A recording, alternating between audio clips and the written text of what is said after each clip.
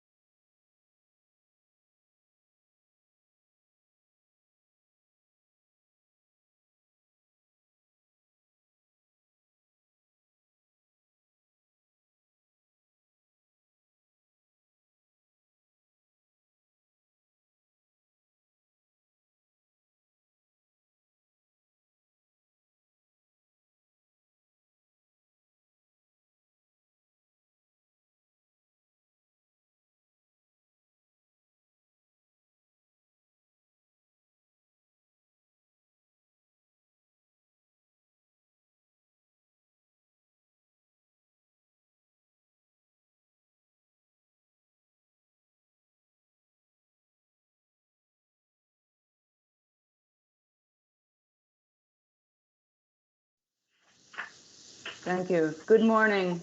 Welcome. This is a public hearing of the Chatham Conservation Commission being held on Wednesday, April 22nd, 2020, the 50th anniversary, I have to note, of the first Earth Day. So happy Earth Day, everyone. Being held in accordance with the provisions of the Mass General Law, Chapter 131, Section 40, the Wetlands Protection Act, and the Town of Chatham Wetlands Protection Bylaw, Chapter 272. My name's Janet Williams. I'm the chair of the Conservation Commission, and I am opening this hearing at 9:03 a.m. Just a note that today's hearing is being conducted via remote teleconference pursuant to Governor Baker's 2 emergency orders.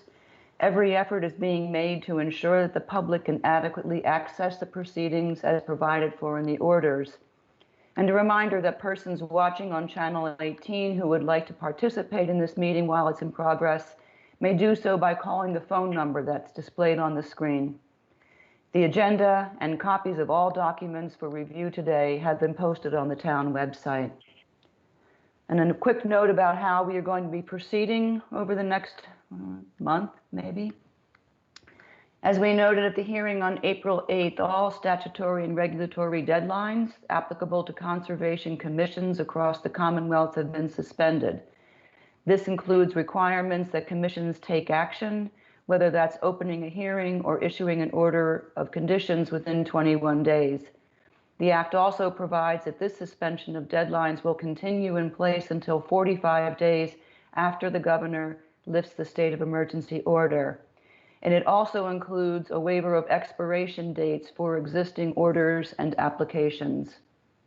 So the Conservation Commission is addressing applications according to a number of factors, including the date each one was filed, the level of detail provided for or missing from the proposals, and the relative complexity of the proposals. We are currently working with applications that were submitted before March 10th and that have begun the hearing process.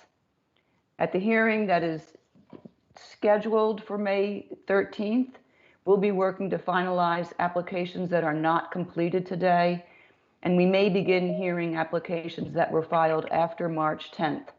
There were approximately 18 applications filed before March 26th, and then 2 additional applications were filed before April 10th. These are all scheduled technically for the May 13th hearing date, but most won't be heard that date. We are going to be scheduling all these new applications based on the factors I listed above. We will be providing plenty of notice to all applicants respecting the date that each scheduled hearing will be held well in advance of the hearing date. So stay tuned if you have an application that has been filed but hasn't yet begun the hearing process. So for today, the conservation agent, Callie Harper, is controlling the Teams platform. She has begun by muting all participants. If you are joined late or you notice that you are not muted, please mute yourself now. And if you're on the phone, also please mute yourself. If you're on the platform, look for the icon of the microphone and click it. And if you're on the phone, press *6 to mute and unmute yourself. I see that everybody has also turned off their cameras except for commissioners. We can go on. So as we go through each open application, I'll be asking for comments and questions from each of the commission members. Then I can ask for a public comment. If you wish to speak, wait, then unmute yourself. Please start by stating your name, and then you may ask your question or make your comment. Please note that all comments and presentations are limited to 3 to 5 minutes at most. And despite our best efforts, we may not be able to provide for real-time access for everyone who wants to participate. We will be posting a record of this meeting on the town's website as soon as possible thereafter. And a last reminder that commission votes are sadly by roll call. So I call on each commissioner, please unmute yourself if you haven't already, state your vote.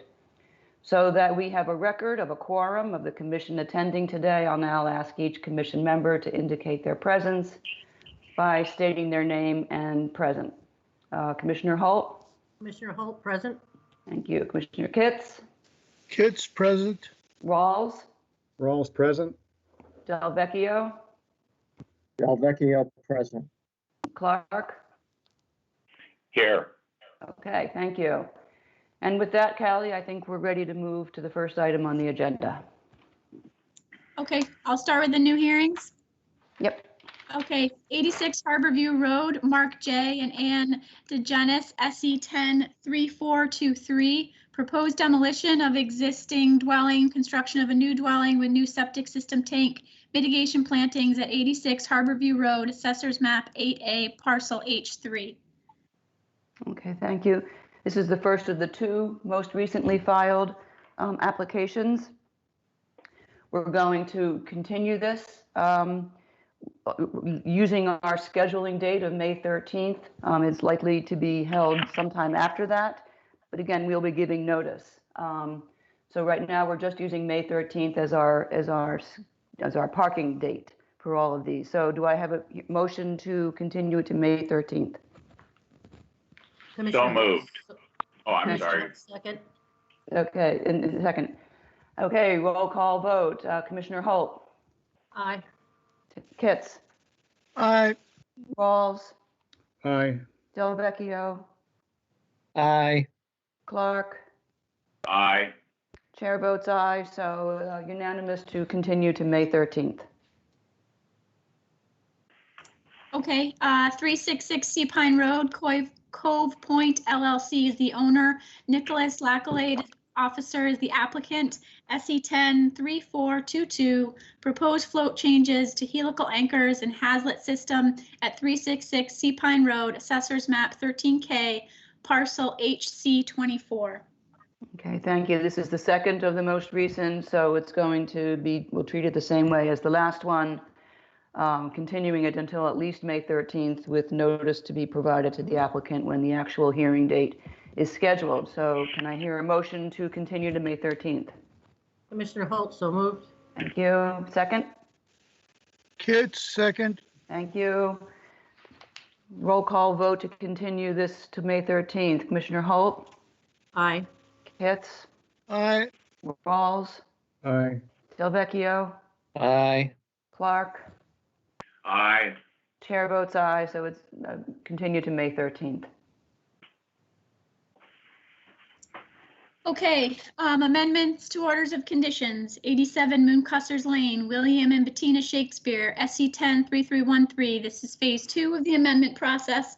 Request to amend existing order of conditions under SE 103313 for proposed removal, replacement of front and rear walkways, changing material to granite, addition of 2 walkways, expansion of front entry area, installation of drywalls, remove, replace boulder walls with masonry walls, install driveway edging, provide mitigation at 87 Mooncussers Lane, Assessor's Map 11A/F11. All right, thank you, Callie. So we've received some additional materials for this application. Kyle, I see you're on this call. I am, Janet. Can you hear me? Yes, I can. Do you want to give us a brief overview of what you provided in the last filing? So basically, in the last filing, we provided information with regards to the oak tree because there was some concern about if there was damage going to be caused to it during the construction of that wall. I provided you guys with guarantees. If there were any issues that we ran into during the time of construction, we would consult a certified arborist. If within a year period there was any issues with that oak tree or saw any notice of deterioration of the tree and it needed to be replaced, we would replace it with a 3.5 to 4 inch caliber tree in its exact location and add an additional one in the mitigation area. And then we also added basically a report process for the commission to see to be provided in the fall for the 3-year period to give you an update on how the plants are doing. And if anything needs to be replaced, it'll be replaced and it'll be noted in the report. And then finally, I gave you some details on the wall and the number of yards going to be included in the area within the jurisdiction of conservation. And I believe David Clark provided an updated site coverage within the conservation jurisdiction.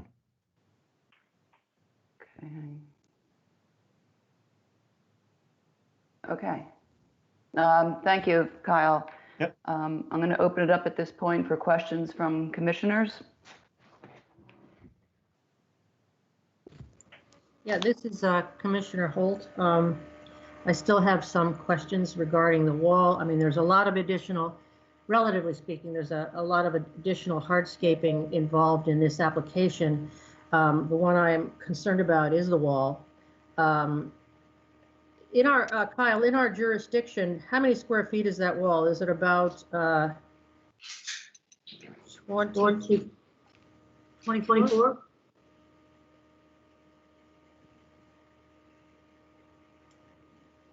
Is it? Hold on 1 second, Dee Dee. Brian Webster, can you turn off your video, please? Okay. I don't really know how to do this, but I apologize. This is my first time joining a meeting like this. It's okay. If you just hover over the bottom, you'll see a little icon for a camera. Okay. There You found go. it. Good job. I'm gonna mute you as well. I don't blame you. And Kyle, you can unmute yourself by clicking *6 or Yep. #6. Okay. Can you hear me now? Yep. So Dee Dee, to answer your question, I believe that is correct, give or take, because I mean, you have an existing walkway that's already in there. The stairs are already part of that too, because they're already in that existing walkway, and that boulder wall is already, a portion of that's already in there too. Okay. So, And okay, one option, just to give you an option, because I know that you're struggling with the fact of that wall because it's been a point for you. I can slide that staircase outside of your jurisdiction and move it to the end of the wall. So pulling that square footage out and then just building a wall straight across into the house. So it reduces the footprint overall in terms of square footage. You follow what I'm saying? wait a minute. So you're gonna, Slide it out and put it in the curve of the wall. Instead of alongside the house where it currently. Yeah, so basically I'm just trying to help you reduce the footprint within the jurisdiction. So I'll pull some of that square footage out. And the wall would basically just go straight into that boulder wall that's there. So Kyle, I'm going to follow up on Dee Dee's question. As I look at the site plan and I see that this is not a terribly, the slope here is pretty gradual and gentle. It drops, I mean, there's a flat area that goes, it's at 18. The 18 is retained to about the front door area. Then it drops down to 16 at the end of the wall. Did you consider doing plantings along there or some other method for encouraging drainage into the ground rather than installing a wall? The consideration was there, but the client would like to stay with the grass that's there. So that's why we're using this as an alternative instead of plants. Mm-hmm. personally, again, just Commissioner Holt, I think plants would be, from our perspective, my perspective, plants would be the better alternative since it's not additional hardscaping and it does add, value to the resource. But I'm also giving you mitigation on the backside in order to satisfy what we're trying to do. Right, which you're going to give us, which a lot of that has nothing to do with this 24 square foot wall. So, I would suspect you might reduce that by whatever it turns out the wall actually occupies 24 square feet, perhaps. But again, I just don't see the necessity, to Janice's point. It's not a terribly steep slope there. I would prefer to see it left alone and then using other means, more natural means to mitigate the stormwater that may sheet off the lawn there. I would agree that I mean, I do understand the nature of the stormwater problem. I saw it during a few months ago when it was piled up against the new expanded area. But it just seems that given the slope, the installation of a dry well and the addition of plantings would probably take care of that. But it's hard to say because there aren't any specific numbers or drainage calculations to tell us what the volume of water that you're dealing with there is. Well, it changes based on each storm, obviously. Yeah.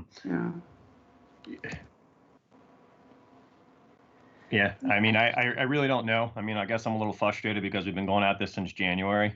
We And have.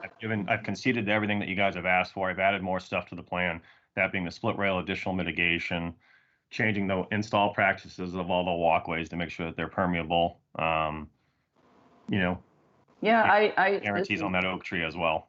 I do understand that you're frustrated. We've all been at this for a long time. I think we share that. And I can point to things like the installation of a patio that was called a walkway without any approval or advance notice that it was happening.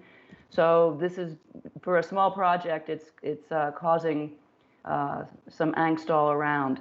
And at this point, I'm going to see if anybody else has any other comments before we determine where we're going to go with this next. Other commissioners, questions or comments? This is Commissioner Rawls. I echo your sentiments on this only because hardscape is forever. And the mitigation, as we know from experience, has in many cases, a limited lifespan. It can degrade, get overrun by invasives, et cetera. All right, thank you.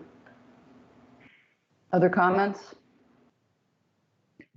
This is Del Vecchio here. What is the composition of the wall? What is it made out of? It's The a wall in masonry. question. It's a masonry set wall, so it'll be block with veneer with a capstone. Is there a way to construct this in a way that it's not so it's not so dense and not so permanent? I could do a dry stack wall if that would satisfy the commission, which is basically no masonry set. Water can still flow through, and it does its, there's no concrete used in it. It's crushed stone footing, crushed stone backing, and then just a dry stack wall.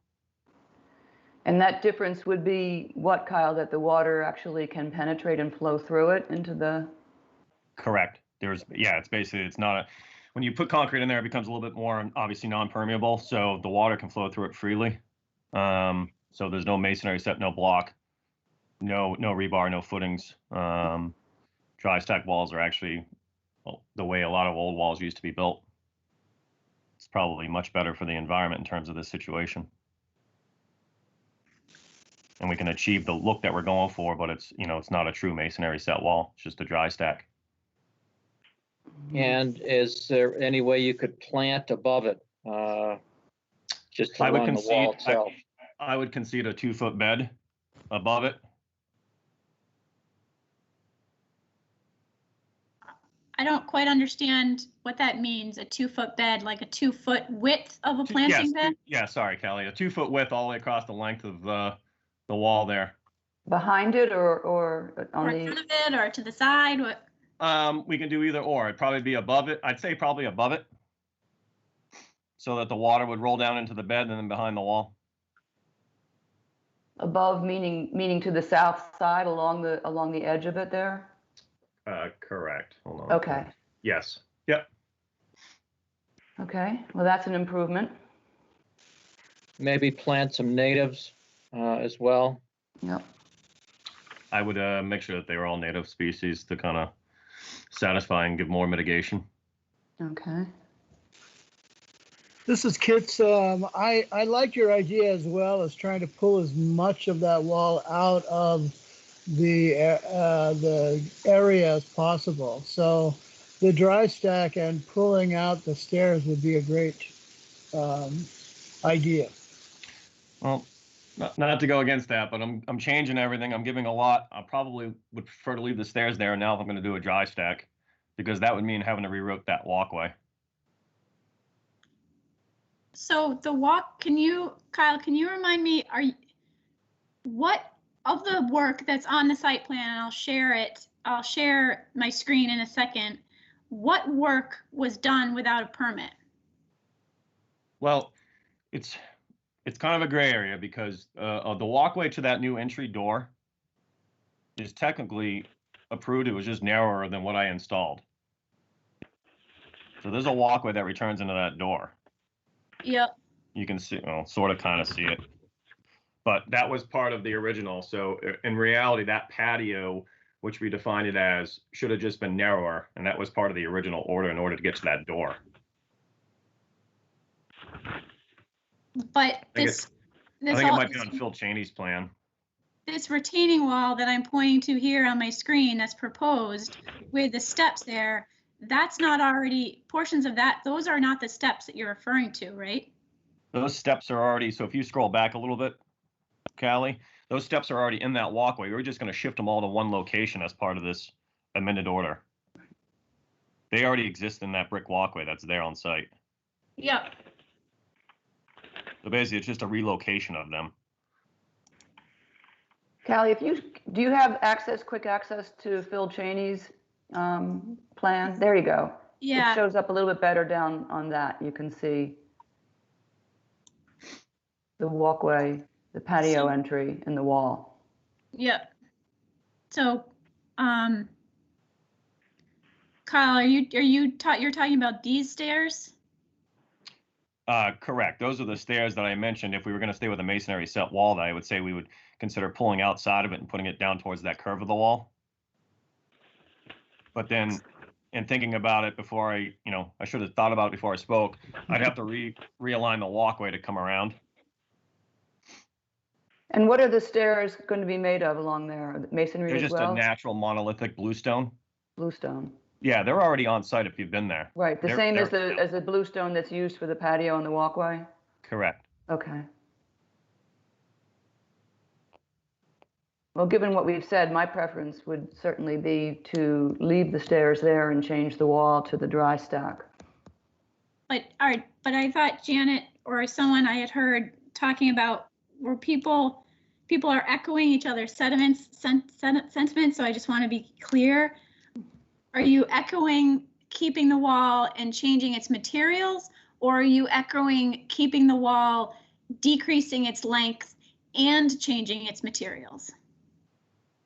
Yes, go I ahead, think Kyle. I think Callie, what it is it's leaving the wall as is, but changing the install practice to a dry set wall versus a true masonry set wall.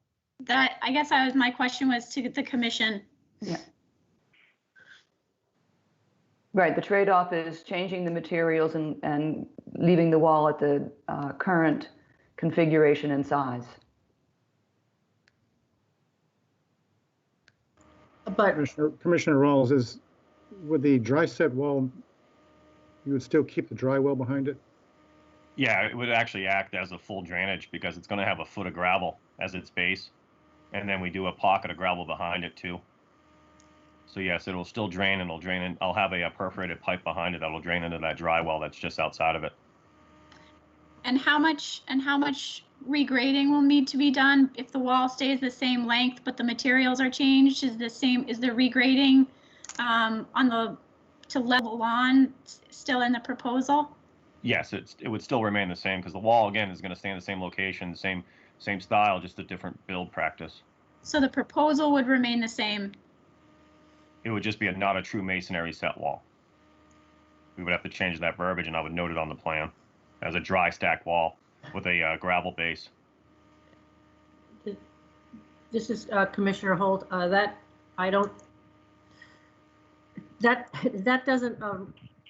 doesn't change my concerns. I mean, it's still additional hardscaping. It's still a wall. It's still regrading. How it's constructed in this case doesn't seem to mitigate my concerns.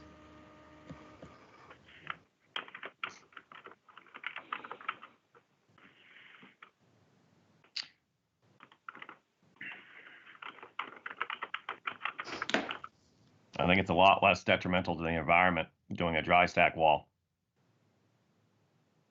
It's a relative term, Kyle. I would say at this point, a couple of things, unless other commissioners or other participants on the call have anything to add. David Clark here. Yes, hi, David. I share Kyle's frustration. We're talking about a few dozen square feet of wall that are, it looks to me, 80 feet from the resource area. and there's the house between the proposed work and the resource area. And finally, that whole area is sloped away from the resource area. So for the life of me, I can't see how this minimal change to the site plan has any adverse impact on the resource area.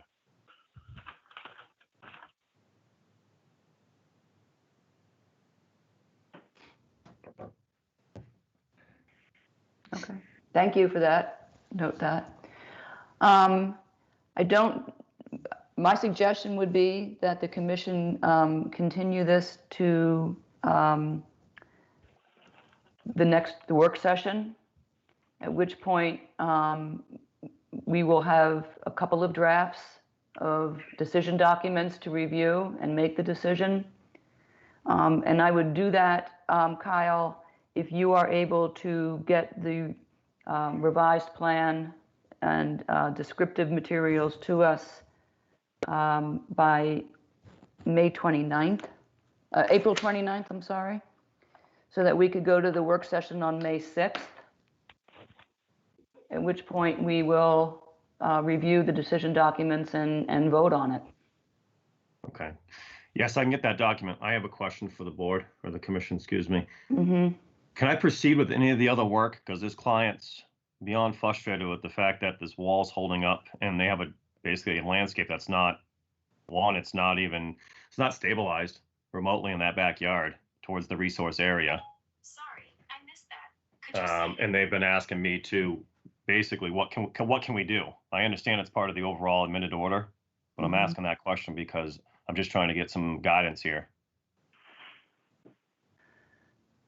You have a bare ground everywhere around that house, with the exception of outside of your jurisdiction. So I guess, Kyle, my question for you is why aren't you continuing to do work under the original order, unless what's holding up the project is the fact that you're doing work that's not permitted under that original order? Well, Callie, I can appreciate that question, because when you look at I'm trying to help you out, Kyle, in the sense No, that I understand. When you look at Phil Cheney's plan, it's really not clear on how we can finish anything other than put that patio in and a little bit of mitigation in the rear towards the resource area.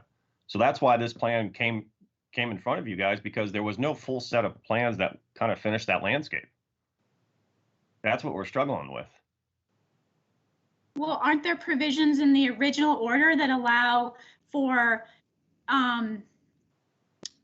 measures to be put in place, like temporary measures that can be put in place that's already permitted through that original order that would stabilize the disturbed area? Yeah. Not that I reviewed in that order, Callie. I mean, it was a standard condition. It's a standard condition in all orders. Yeah.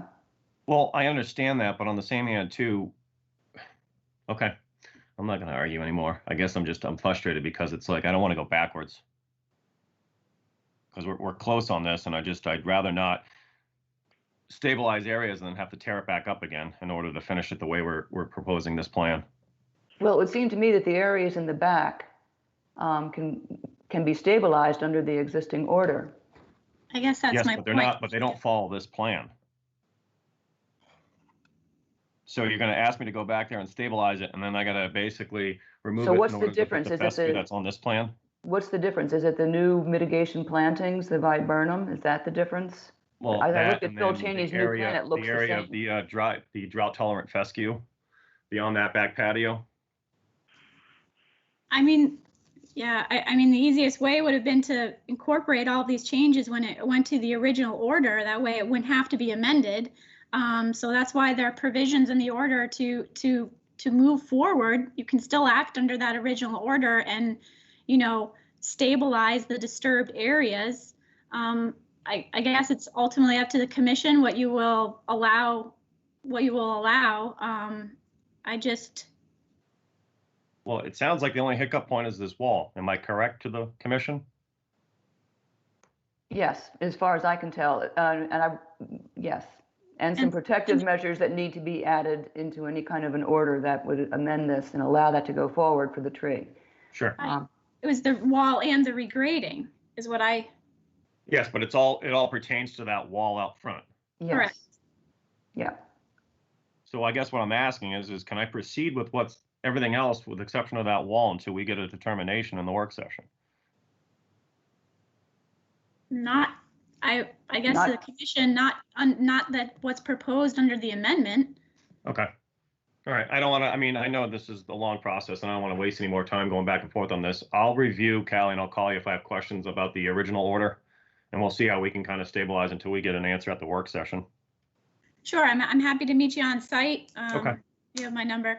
Yep.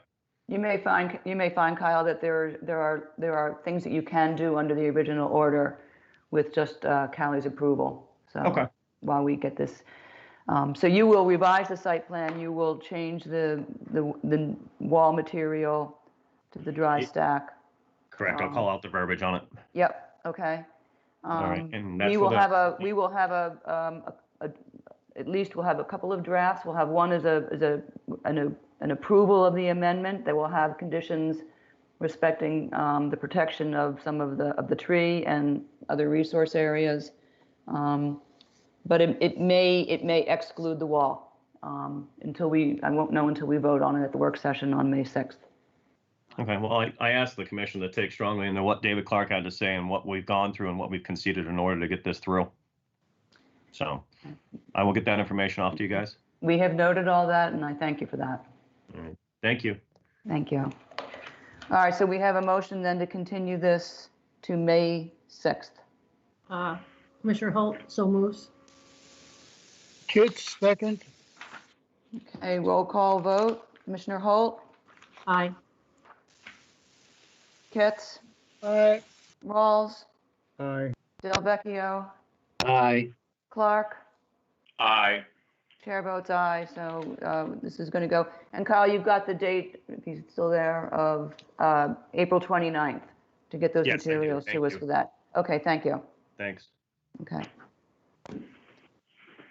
Okay, notices of intent, 440 Cockle Cove Road, Mark F. and Sherry L. Reith, SE 10-3408, proposed reconstruction of existing bulkhead and rock scour protection at 440 Cockle Cove Road, Assessors Map 5B, Parcel 19. Applicant requested a continuance to May 13th. We have a motion for, let me just ask a question before we do the motion. Don, you're on the line here? Yeah. We're asking for that continuation because Natural Heritage hasn't responded, but we got an email back from them saying it's under review. Okay, so they are currently reviewing the materials that you resubmitted in response to their first letter. Correct. And, okay, so, all right, so that, we just need to wait for that. All right, so is there a motion to continue this to May 13th? Commissioner Holt, so moved. Thank you. Second? Kitts, second. Roll call vote to continue. Commissioner Holt? Aye. Ketz? Aye. Rawls? Aye. Delvecchio? Aye. Clark? Aye. Chair votes aye, so it's unanimous to continue to May 13th.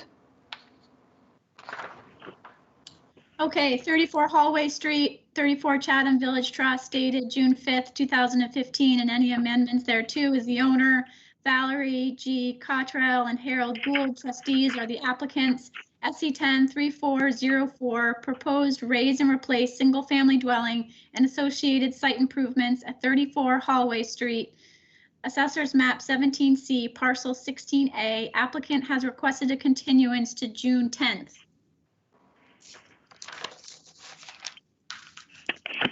All right. Do we have a motion to approve the request for continuance to June 10th? Commissioner Holt, so moved. Thank you. Second? Kitts, second. Thank you. Roll call vote to continue this. Commissioner Holt? Aye. Hitz? Aye. Rawls? Aye. Delvecchio? Aye. Clark? Aye. Chair votes aye. This is continued to June 10th. Okay, 543 Old Harbor Road, Tacoma Partners Limited Partnership, SE 10-3395, proposed construction of pool, pool deck, pool fence, split rail fence, repair of vitrified clay pipe, and replacement of septic pump chamber at 543 Old Harbor Road, Assessors Map 16H, Parcel 3. Good morning. Good morning, Thad. For the record, Thad Eldridge. Yeah, can you speak up a little bit or clear? I'm having a hard time hearing you. All right, I'll do my best. There Is you this go. better? That's much better. Thank you. Excellent. When we last met, you had a draft order of conditions. And the biggest concern was that the proposal will reduce the ability of the land to absorb. We've now provided engineering documentation to show that the trench drain will absorb more than what we're losing from the hardscape. The displacement and diversion of floodwaters, we're in a still water A zone, so that's not a concern. And there is no cause for the creation of or the likelihood of damage to other structures. And also to note, the proposed condition number 4 is the proposed project will result in additional structures within the 0 to 50, which we're outside of the 0 to 50. We're within the 50 to 100 and within land subject. If there are any questions, I'd be happy to answer them. What document are you referring to? The draft order of conditions that was provided at the last meeting that we went to. And you just referenced a special condition that's in that? It's page 11E, number 4, proposed project will result in additional structures in 0 to 50. Okay.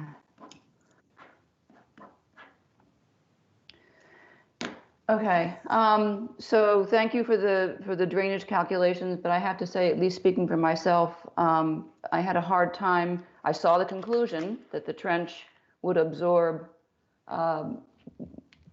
the flow, but I wonder if you would be able to provide a narrative and walk us through how that calculation reaches that conclusion. And Callie, can you share the Yeah. the calculation while Thad explains it? Sure. I mean, we looked at just raw. We didn't take the existing area, which is lawn, which is fairly pervious, but it certainly is not nothing is 100% pervious. So the proposal is around the pool and the raised patio for the pool. There will be a trench placed in, allowing for a greater amount of flow into the ground. There's a pipe within it for storage capacity while it leaches into the ground. And this will leach faster than lawn will. So They're setting the coverage. the patio is elevated? It's elevated to the same level as the other patio that's out there. And what's beneath the patio? Sand. Okay, so it's elevated, as Callie's showing, the diagram at the top, figure 1, shows there's no figure put in there for the height of that, of how high it's elevated. It looks to be about 10 to 12 inches.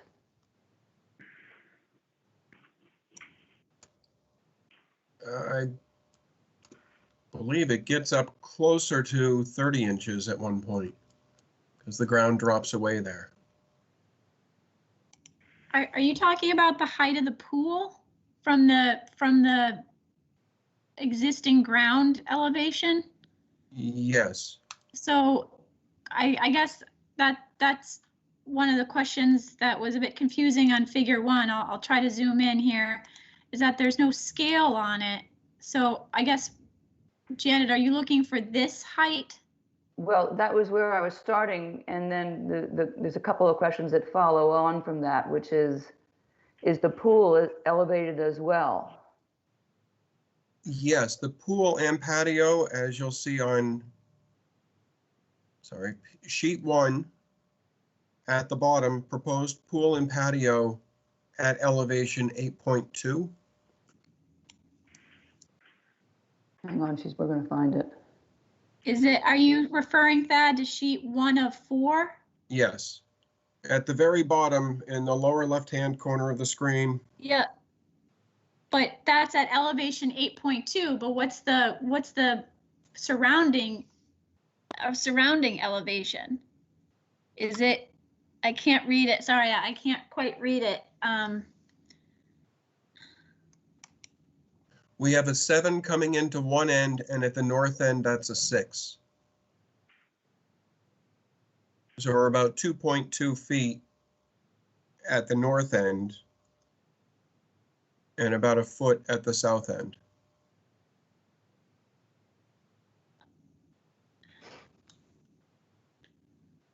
What material is being used to build for the pool? The pool will be a gunite pool.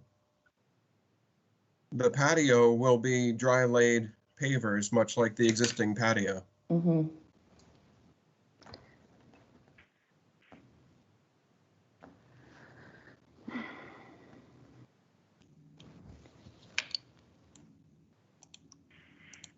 I guess, Thad, why couldn't you just put the height of the pool from the surrounding grade? Why was that left off in figure A or figure 1?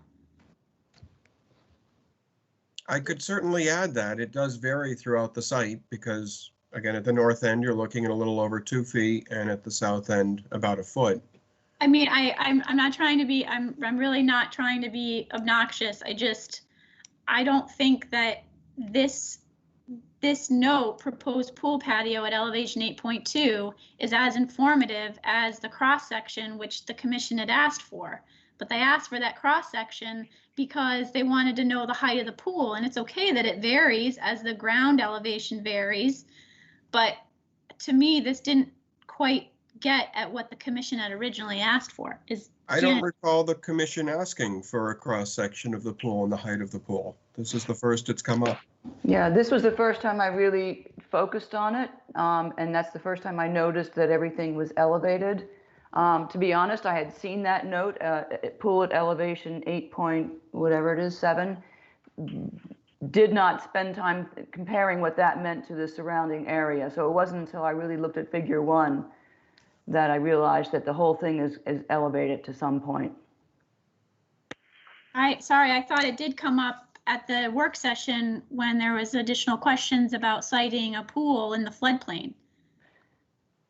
It may have. I don't recall. But Thad, how does the flow from the patio, how is it directed into the trench? Is it slightly sloped, or how does that work? The patio itself will be sloped so that the water goes towards the pool. I mean, evaporation coming out of a pool is a constant battle. Getting the water into the pool will reduce what flows out of it. Mm-hmm. And then otherwise, when you get the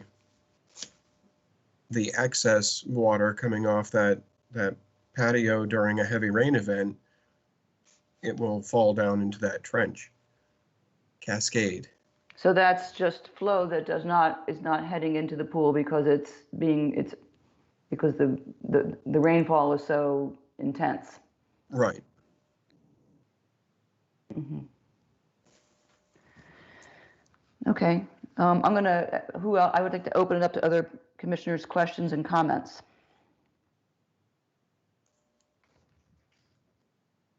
Commissioner Rawls, I guess I'll ask commissioners who have expressed concern about the height of the pool. What's the nature of the concern?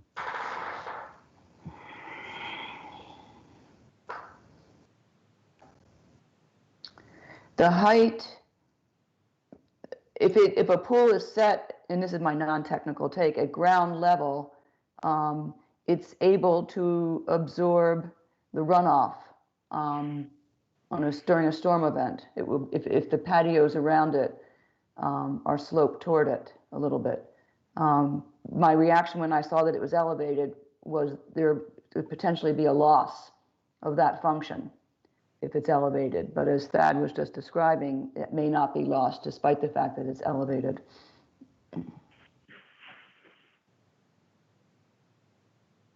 I mean, during a storm event, this will get more water into the ground than the lawn that exists there today. Because of the trench's ability to Yes. absorb and move the water.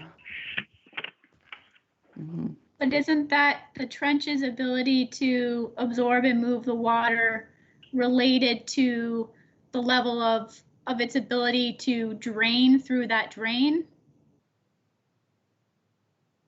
I believe and so. into, I mean, any water that, you know, when stormwater goes on lawn, there's a certain slowdown. You know, right.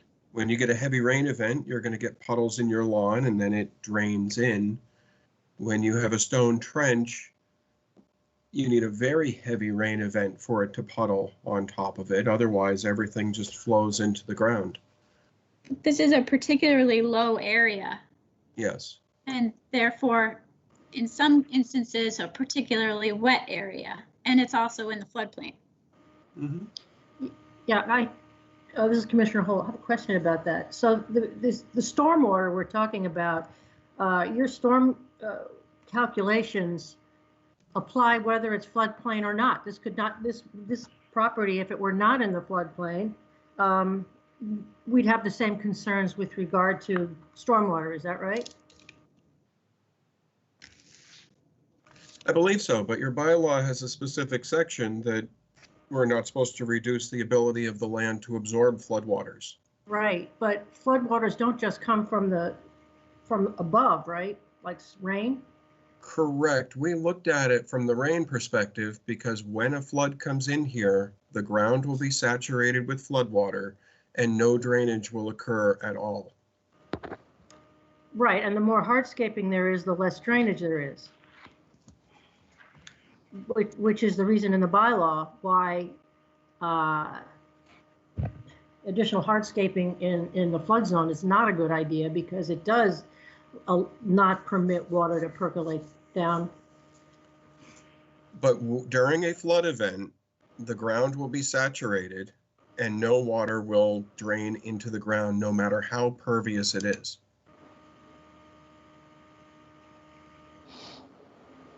There are videos from 2018, Commercial Street in Provincetown, with their pervious asphalt and waves flowing right over it because the ground was saturated underneath and the water could not be absorbed into the ground. Yes, but once the groundwater begins the groundwater level begins to drop as the flood event is ending, that's when the absorption comes back in, right? Yes, and as the groundwater drops, the trench drain will more than adequately absorb the water. And in fact, the drainage pipe that will be repaired will serve more of a purpose than a trench drain. Mm-hmm. Saturated groundwater moves at about a foot a day in sand. So it's very slow, and you can recall the Little Beach area when that was flooded. I mean, they've added catch basins there specifically to pump out the area because it takes so long for the water to drain through the soils. But without pumps, they're not getting that area cleaned out. Ed, what's the groundwater elevation in this area? We're at elevation 14. No, groundwater? Oh, groundwater, I'm sorry. The groundwater is going to be just above mean high water elevation. We can say elevation 3 for a round number. Which means, with the exception of during rain events, the groundwater is approximately how far below the surface? So if it's 8, if the elevation is at 8, the groundwater is 5 feet presumably down. about 5 feet down. And the purpose of keeping the pool at the same elevation as the existing patio is it's a shallow pool that's being proposed, and it's to keep it above the groundwater. Well, that was my next question, is how far above that groundwater normal level will the pool bottom? Now they're looking at a 4-foot deep pool, if there'd be less than a foot of gunite underneath of it, and the bottom of that pool will be just above groundwater. And help me with this, when the groundwater rises, not necessarily during a flood, but during any rain event, and the pool is there, what happens? Does that displace it, disperse the groundwater to come up around the sides then, or how does that impact it? I mean, you're looking at an infinite situation here. So it's groundwater is much like the tides. As it comes in, it's going to flood out to a point. As it recedes, it's going to go down. The amount of displacement that this pool would cause is insignificant in the overall scheme of the ocean.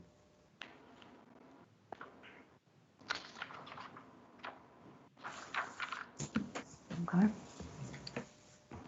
Question, Thad, you've requested a variance and provide an alternatives analysis. Is it possible to walk through the alternatives that you've submitted in your application? Sure.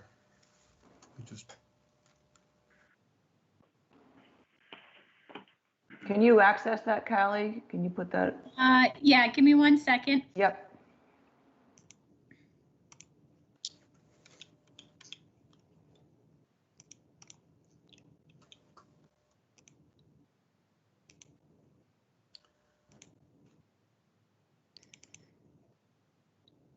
Sorry, I'm going as fast as I can. That's okay. Take your time. We're good. We're ahead of schedule a little bit.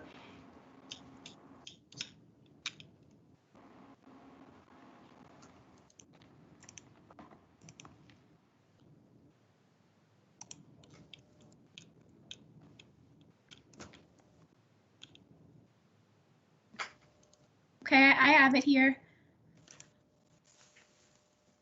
Okay. I mean, I gave the lame option, doing nothing. That we have seen a great demand for pools based upon shark seals and nervousness. So these folks are seeking a pool because it's desirable. The location of the pool could be modified, and we have it just inside the 100 foot from the BVW. It's just touching the 100 foot from the coastal bank across the street. The trouble is pushing it further away would, it just gets further from the house, closer to the neighbors who have already expressed a concern. And getting out of the floodplain is impossible because the septic system is there, and septic and pool water don't mix.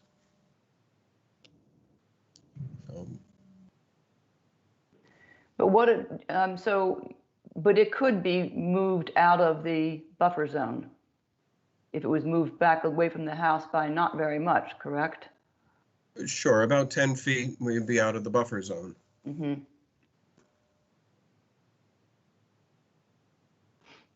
Hang on, I'm looking for that.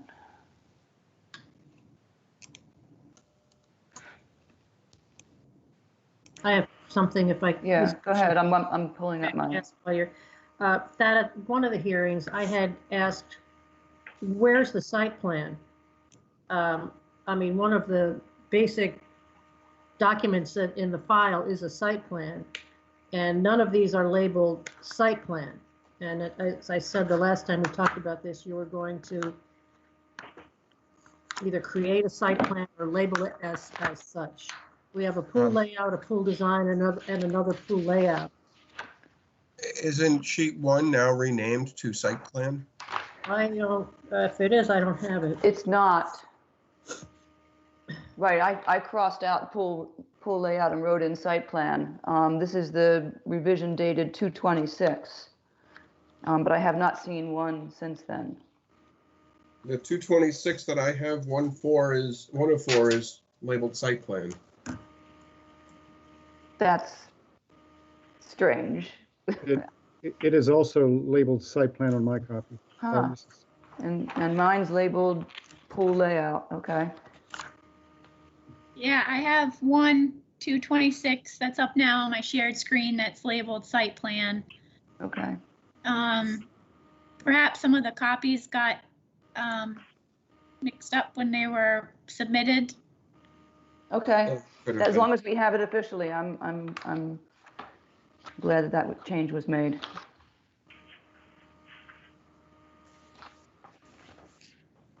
I guess following up on the alternatives analysis to the commission, Anyway, yep. the alternatives analysis, the alternatives that are presented, are they viable enough to make you, to allow you to issue a variance?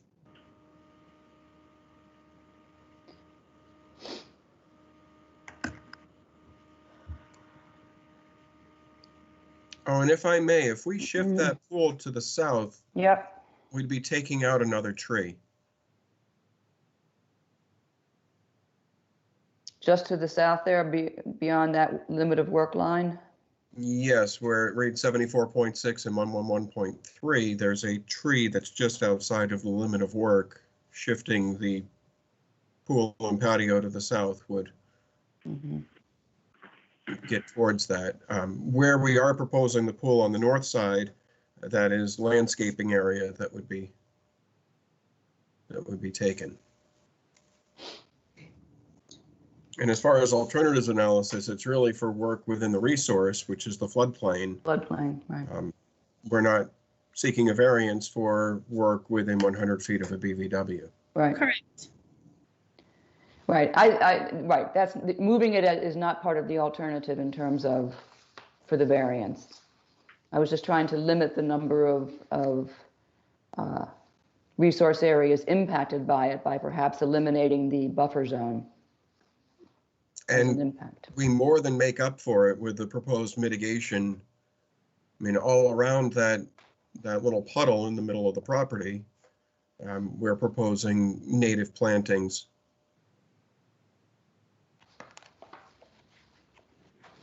Yep. And trees, no less. I mean, we're going all out.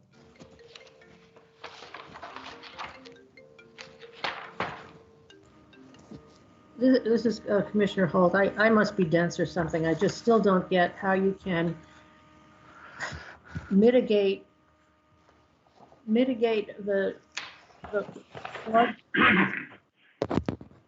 mitigate adding hardscape in a floodplain by just putting drainage in. When the drainage isn't taking the water away, it's I don't know, just putting it further into the ground, I guess. I mean, it just logically doesn't make sense to me, but that could be. That's where the water would go anyhow. Right, so then why do we, then I don't understand the point of the regulation. I mean, if all you have to do is let the water drain through a dry well, what's the, again, I'm sorry, I just No, try to think more about this and try to understand. I just, at this point, don't. I mean, I think the regulation is really saying that we shouldn't be paving the entire floodplain. Because there's going to be a tipping point that you can't mitigate for something that is completely hardscaped. The performance standards, I think, Dee Dee, that you're speaking about are about the displacing or diverting of floodwaters to other areas. So it's drainage, seepage into the ground, but also the diversion of floodwaters due to hardscape. That's what I don't get. So it's not an either or. It's an and. So our performance standards, there's 5 performance standards, and displacing and diverting floodwater is one of them. And the reducing the ability of the land to absorb and contain floodwater is another one. Also collateral damage. So that speaks to additional structures that are put in the floodplain that could, damage other structures on the land and act as debris. Right, well, it's the first 2 I'm referring to. Well, Yep. I just don't get how these calculations are relevant. So the ground absorbs the water now. And the only way that you can calculate it is during a rain event of how pervious is that ground. The proposal results in a more pervious ground. And so I think, Dee Dee, I think the drainage calculations, to echo Thad, his drainage calculations speak to performance standard A1 about reducing the ability of the land to absorb and contain floodwaters. Because drainage calculations are based on rainfall and certain and very specific 25-year data from very specific data sets. But I think what you're asking is about the displacement and diverting of floodwaters, and the drainage calculations can't speak to that. Right, those drainage calculations are relevant even if it's not in the floodplain. Because this is land subject to coastal storm flowage, that's what I don't understand, how this, you can just mitigate it by putting in a drain. well, that takes care of the first one. If we're reducing the ability of the land to absorb, we're increasing the ability of the land to absorb to counteract that. The other question regarding displacement, this will take away some of the area that water could be during a storm event. But because it's the ocean, because it's still water A zone, it's not like a riverine situation where there's a set amount of water coming in. It is an ocean situation where the water is going to come up to a level and then head back out when the tide goes the other direction.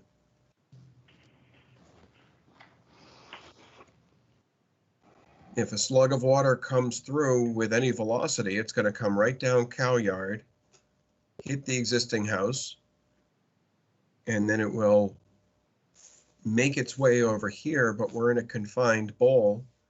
So any velocity that does hit this would not be onto a neighboring property.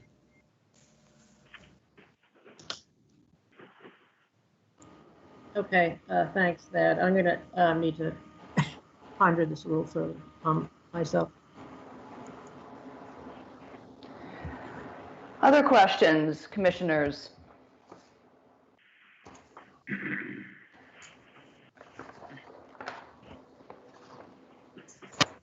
Al Vecchio here. Yep. Hi, Bob. Hi. The PVC pipe in the trench drain, is that just to store the excess water, or does that lead to anything? That's just to store excess water, to create a void so that water can get in. The contact between the stone and the sand is going to leach at a rate. And this stores water that can't leach right away. Okay, that's all I had. Thank you. Sure. Thanks, Bob. Anybody else?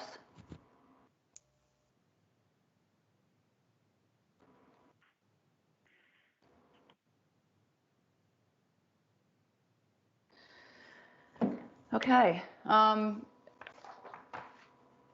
Is there anything, further information, changes that we would ask for? Or are we ready to take this and deliberate and issue a decision document?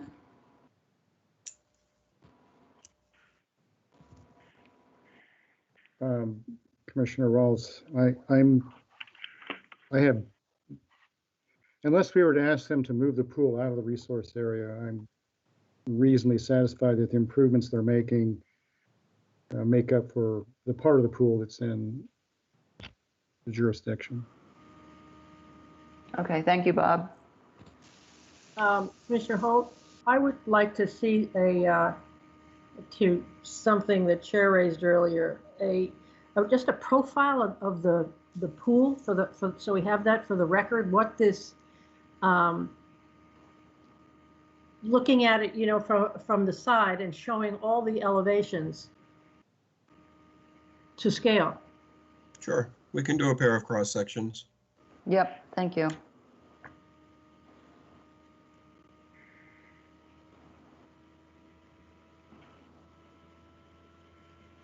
Is there any way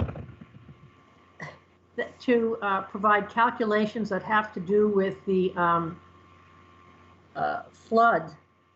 flooding water rather than rainfall, to show what really is going on the property because of the increase in hardscape? Maybe there isn't. Not really. I mean, we can look at the flood as it comes up. It's obviously going to have, I don't even want to say it has impact, because the water's just going to come up and then it will go out. The drainage trench will help it get out of there. And the repaired drainage pipe will help it get out of there once it gets down to that level. And the flood risk that this property faces, that is not from storm flow coming from the harbor. It's, as you said, it's still water from Right. There's a from the storm west surge. side of the property. The storm surge will come in from Cow Yard Lane, and you can see right across the street, there's a velocity zone. Right. When the water first comes into the property, it's going to be confined down near Cow Yard Lane because that's the low point in the road, and it will fill this like a bathtub. It's a large wetland area there, right? There is a large wetland that continues to the west. Right. And at that same time, really where we're going to see the water coming in is through the municipal drainage system that the wetland drains out of. So it's going to come right through that drain pipe, bubble up in the backyard, come right over Cow Yard, and then it's a bathtub afterwards. Mm-hmm. And then as the floods recede, it's really that drainage pipe that's going to drain this area more than anything else.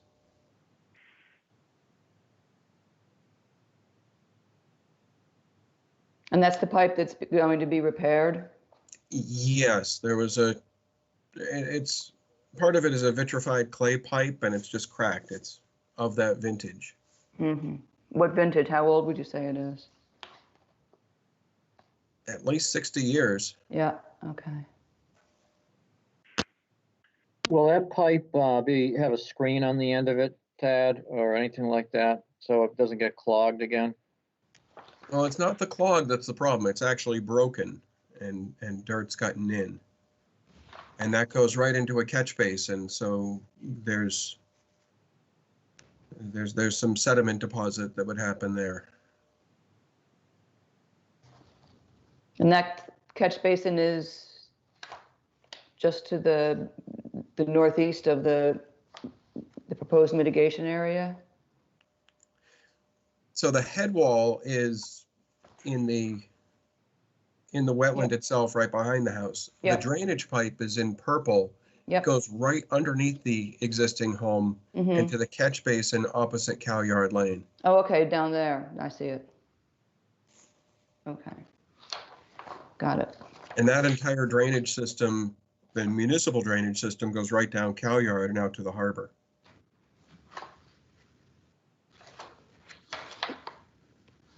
Okay. Anybody else? Anything requests to make before we go to a work session? Commissioner Holt again, just one last thing regarding that profile. If you could include the groundwater level where estimated. Thanks. Thank you. That would be helpful to see that in profile.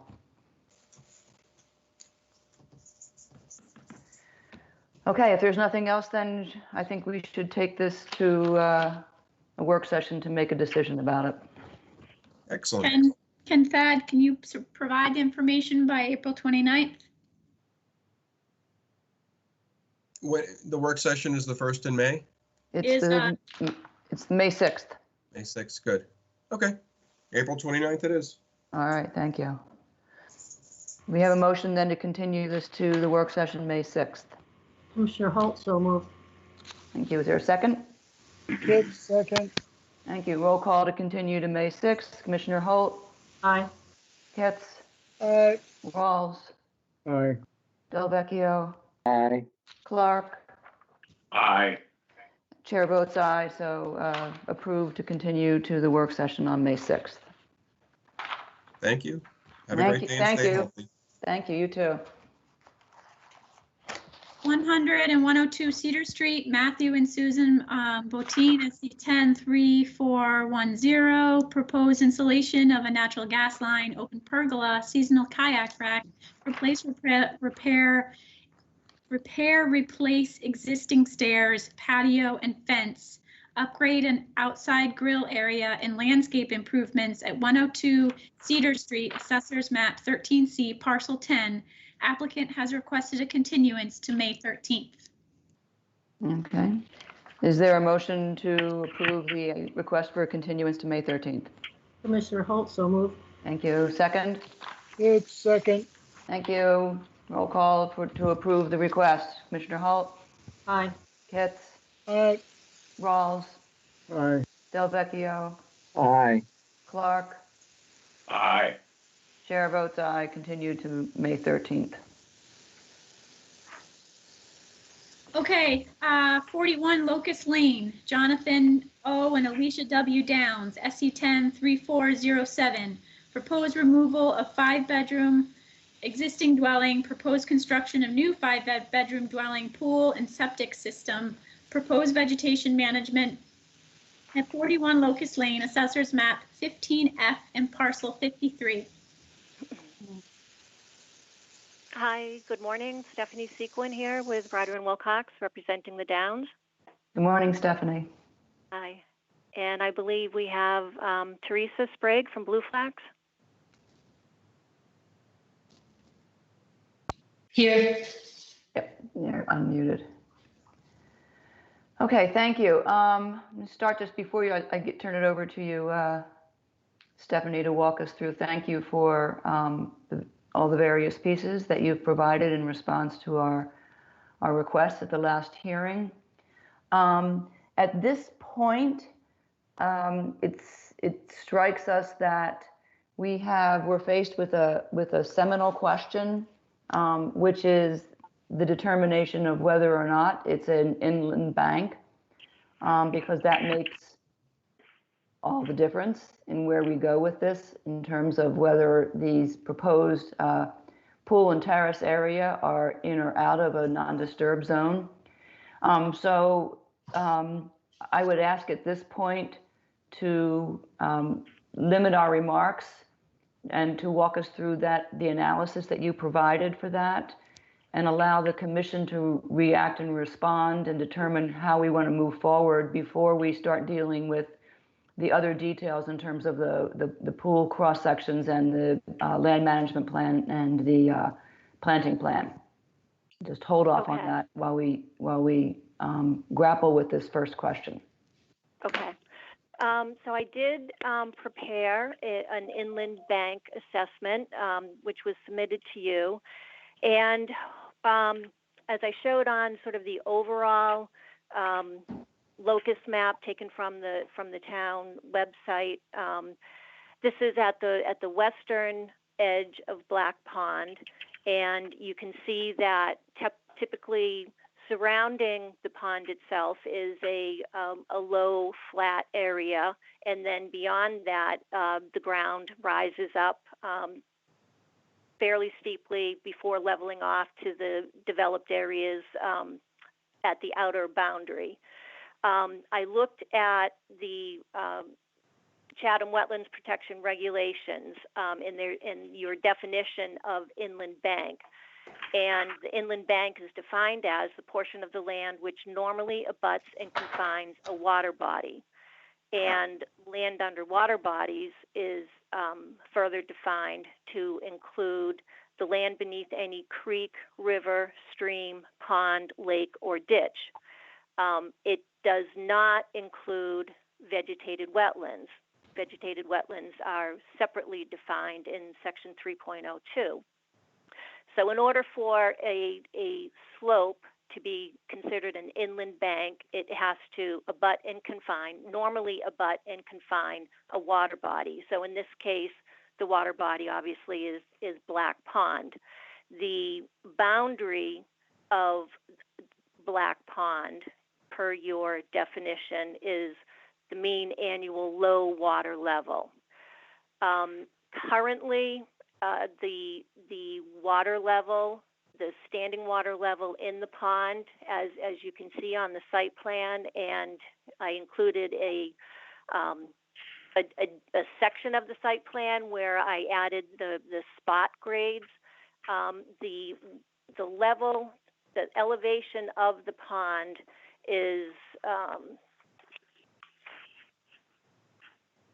roughly elevation 23, and the elevation at the upper edge of the vegetated wetland, or at the base of this slope that's in question, is anywhere between 24.4 to 25.3.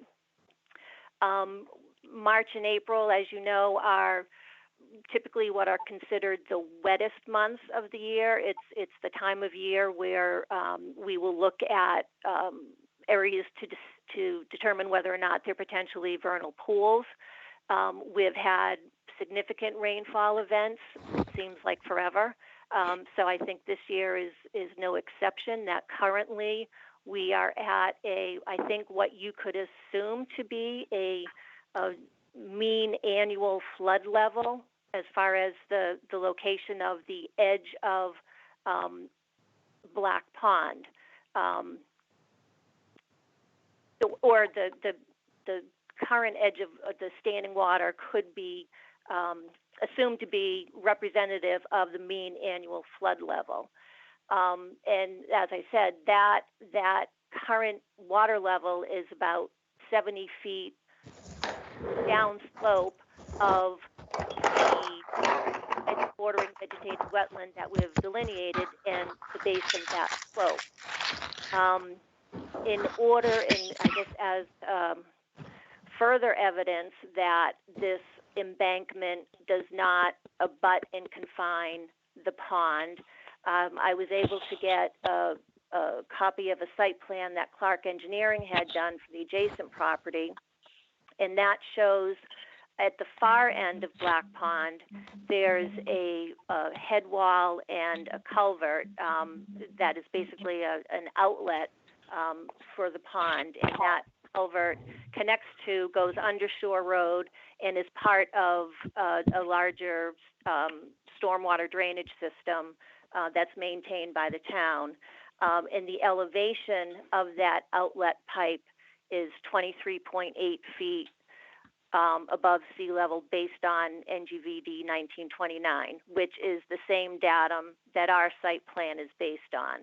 So again, looking at that detail of our site plan with the contours and the elevations, if the outlet pipe for the pond is 23.8, that is still well below the landward edge of the BVW and the base of that embankment.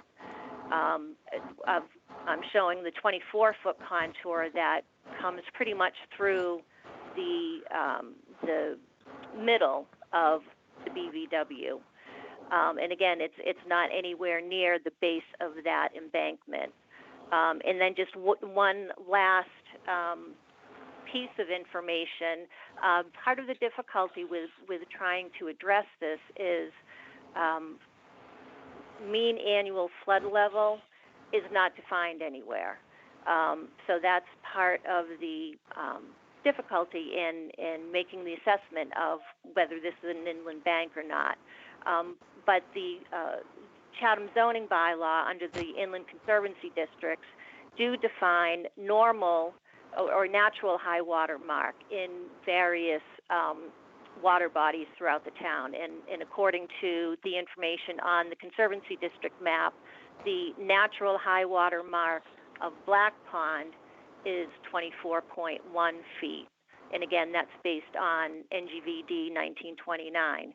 So that, I think, between the natural high water mark defined in the Conservancy District map, the outlet pipe at the far end of Black Pond, I think all lead to the conclusion that this sloping embankment does not abut and confine a water body, and therefore is not an inland bank.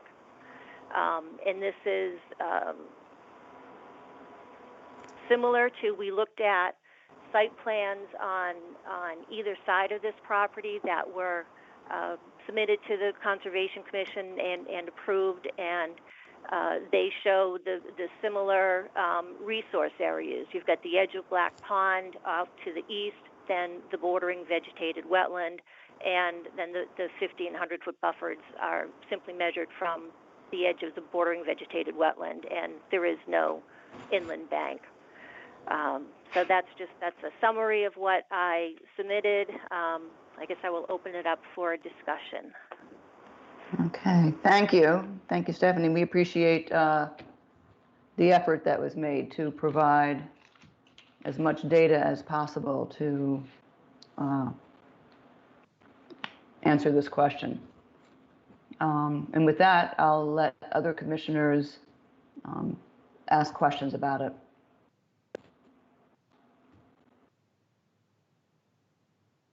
Yeah, Commissioner Holt. Stephanie, could you explain a little further that outlet pipe, what its purpose is? I do not know the history of it, but I assume it is to eliminate flooding during extreme events. But it is, if you looked at the section of the plan that was attached to the assessment, it's part of the stormwater drainage system that goes under Shore Road, and I think ultimately discharges somewhere to the south of the fish pier. And based on its location, it's about 125 feet east of the edge of the pond. I'm guessing that's not something that gets water or gets overflow on a regular basis, but that's more on an extreme situation. If for whatever reason the water in the pond raises substantially. Thanks.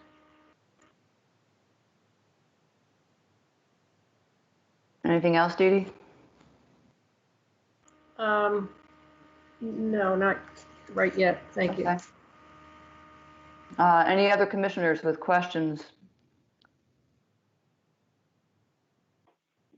Bob Rawls, I guess we're struggling a little bit with the fact that the regulations don't account for water rise in these inland ponds.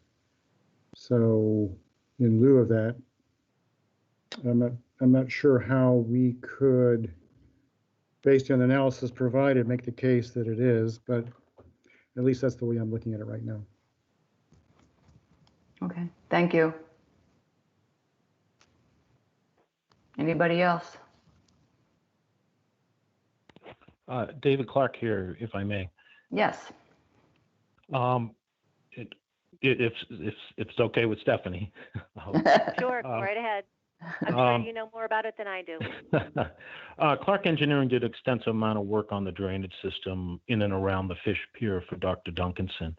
And what we determined in our research was that culvert at the east end of Black Pond was put in probably 60 or 70 years ago when the fish pier was redeveloped into a more modern facility. There used to be just a ditch draining the pond that went down past the Wharfingers building to the south of it. That was all filled in. Well, actually, pipes were put in, and that entire area was regraded, and the ditch was filled in. So prior to that activity, there was a natural outlet on the east end of this pond that drained into Chatham Harbor. That's all I have to add. Okay, thank you for that. Anybody else have anything to add? Okay, so again, with acknowledgement that of all the information and the data that was provided, my sense is from the comments that I'm hearing so far is that we are not yet able to make an informed determination on this question, and we're going to need some outside assistance. And this seems to be a matter that is appropriate for the commission to ask an outside objective expert to review the information that has been submitted and walk us through the appropriate analysis to make a decision.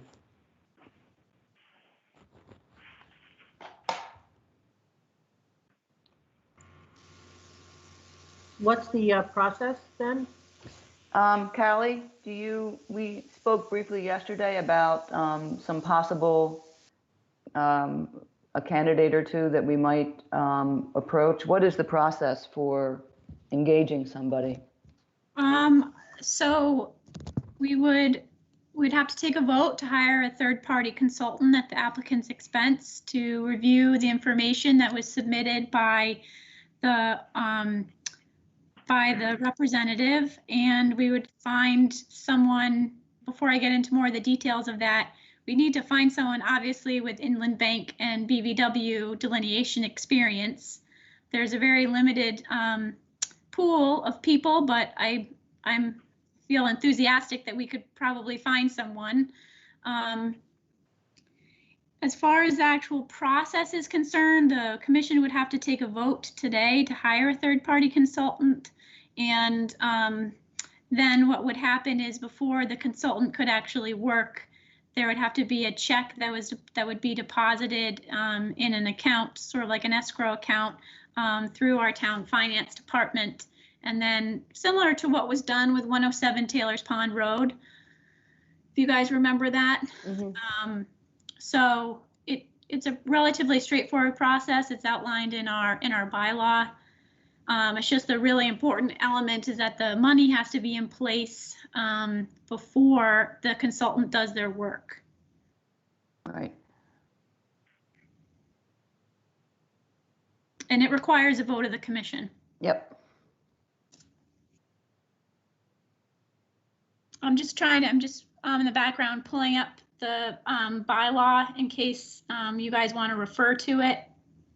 Okay. It's just take me a minute to get there. Okay. Well, let me ask for reactions from commission members to the idea, whether you think that's appropriate or not. This is Commissioner Clark. I think it's an excellent idea. Thank you. Commissioner Holt here. I don't think it would hold up this project, since I wouldn't start until next year. I mean, the fall anyway. So I think it would just give us more certainty that this is indeed, the way to define where the inland bank is. Yep. In my experience of whatever 2.5 years now with the commission, we almost never deal with inland banks, unlike other municipalities across the Commonwealth. So this is a different analysis that we have not done before. I say all that in defense of what we don't know. Yes. Bill Riley, I'm not involved in the case at all, but on a philosophical level, it seems to me that the making the applicant who's already paid for an analysis of the inland bank pay for the town's expert when it's the town that has the deficiency. I mean, Callie referenced the fact that the Taylor's Pond violation, and the property owner was required to pay for the expert, which is appropriate, that's a violation. It just seems to me that at some point, the town has to shoulder its own responsibility. Thank you. Thank you for that observation. I'll just respond to saying that the conservation bylaw and regulations provide specifically for this kind of situation where the commission needs and desires some outside help and advice and a consultant, and it is done at the expense of the applicant. I just want to make clear, I misspoke a little bit. It's actually also, the language is also in the regulations, actually in the general provisions section on page,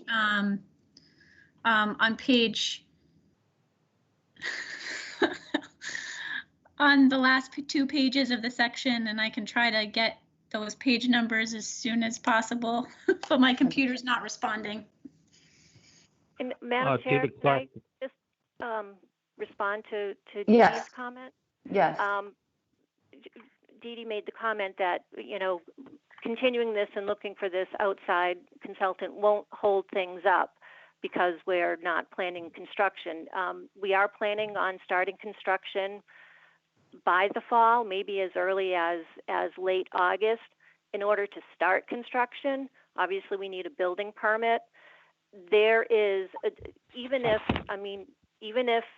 this was resolved today, it's weeks before orders are written, before they're issued, before appeal periods are up. There's a lot of work that goes into final building designs, final details that if we are looking at potentially by waiting for this outside consultant and maybe some other decision, altering the hardscaping plan, the applicant hasn't completed final detailed construction drawings for those reasons, and there is time to required in order to complete the documents that are necessary to obtain the building permit. So I disagree that, the statement that requesting the outside consultant won't hold things up. It most definitely will hold things up. And it kind of sounds like, regardless of what I submitted, you were going to be requesting this third-party consultant. And couldn't that have been done when we first met months ago? I mean, asking for that now after the meeting's been continued and after the information has been submitted, we've just wasted a whole lot of time. Thank you. Thank you for that. Let me just say in response, I don't agree that we've wasted a lot of time. This issue was brought up. This is the second hearing. It was raised at the first hearing, almost the first issue that was raised. We were not in a position to determine whether or not it's even a close question until we received the analysis. And the fact that you provided a lot of data and analysis puts us well ahead of things in terms of asking somebody. We're not bringing in somebody and asking them to start from scratch. We will provide them with what you have done and ask them to consult on that. So that will help speed things along. And I'll also just throw in there that unfortunately, in our current situation, everything is slowed down and delayed. And if this had gone with our usual schedule, we would be talking about this in the middle of March, not April. But that's where we are. Anybody else? So did you finish the roll call for the commission, or are you? Not yet, just about to do that, just about to take the vote. So Commissioner Rawls, one more observation. Yes. And that is that we've talked about the potential deficiency in the regulations. I think if we, as a separate course of action, should take a proactive steps to making that language less ambiguous, because it will come up again. And I think the onus is on us to make sure that the regulations are more cut and dried. instead of Thank you. making each applicant pay for analysis from the scratch.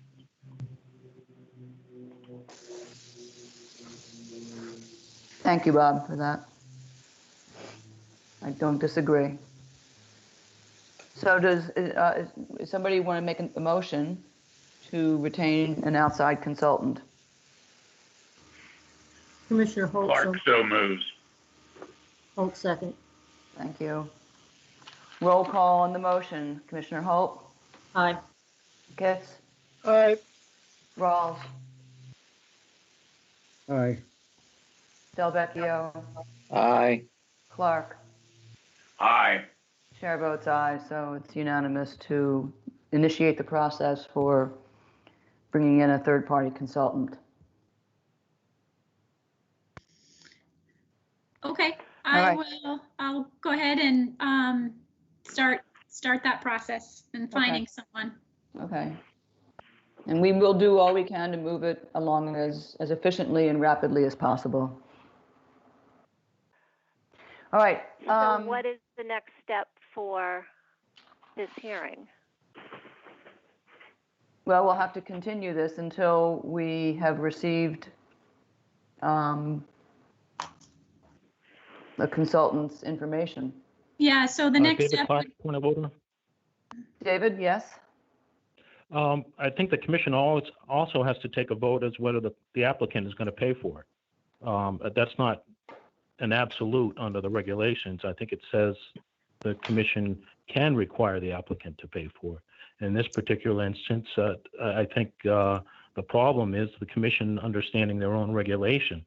And it's difficult to have an applicant pay for an outside consultant to explain that to the commission. I don't believe it's an issue of not understanding the regulation. I believe it's an issue of applying the regulation to the facts as we see them. And it's a pretty straightforward question. Given the data, does this particular sloped area constitute an inland bank or not? It's not a question of not understanding what the regulation says.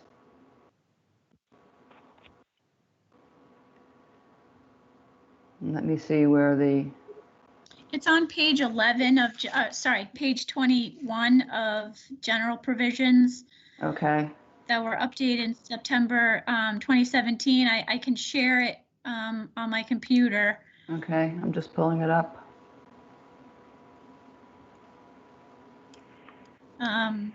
It's 1.10 regulations for hiring outside consultants under Mass General Law, Chapter 44 and 53G. Mm-hmm.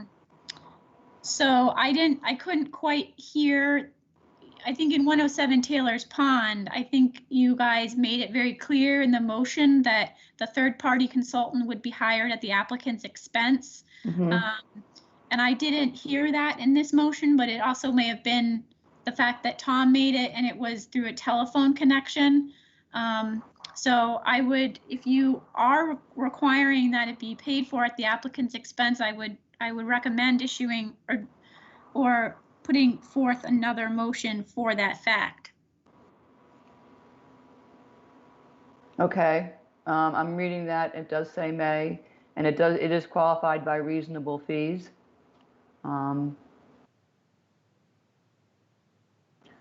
So would someone wish to restate the motion? This is Commissioner Holt. I have a question or statement. Yes. If the commission were to pay for this, the consultant, could we also ask for guidance on how to rewrite that section so that it is more clear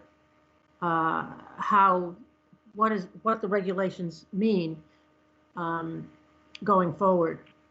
You mean on the definition of the inland bank and? Yes. And right, exactly. So do two things. It's review what's been presented to the commission as well as providing some guidance on how can this be more clear. I think that's sensible. And as I read the regulation, that the commission may impose reasonable fees for the employment of outside consultants, it strikes me that it's possible to do this where a portion of the consulting fee would be paid for by the town to help with the clarification of the regulation, and some other portion would be carried by the applicant. I'm not quite sure how we would do that. Then possibly the thing to do is to keep the motion and the vote to hire a third-party consultant and leave the issue of payment out. And that would give me a chance to reach out to various people that have this expertise and try to get some feel for cost. And then maybe we could continue this to another hearing, and that would just be the nature of the conversation, would be the hiring of the third-party consultant. Okay, well, that's what we did. We just approved it without any reference to fees. I think we can provide assurance to the applicant's representative that we will keep her in the loop as we proceed and get ideas of what this cost will be and what portion of it the town may be willing to bear for the purposes that Dee Dee just listed. And proceed from that point. Does the commission want to make an additional motion to continue this to a specific date? That's what we need to do next. So Yep. we're gonna use the May 13th date and see by then what where we are and what the date will be to move forward on the rest of the application. So is there a motion to continue to May 13th? Wait, Commissioner Holt here.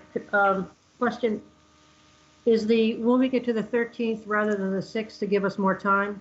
Yes.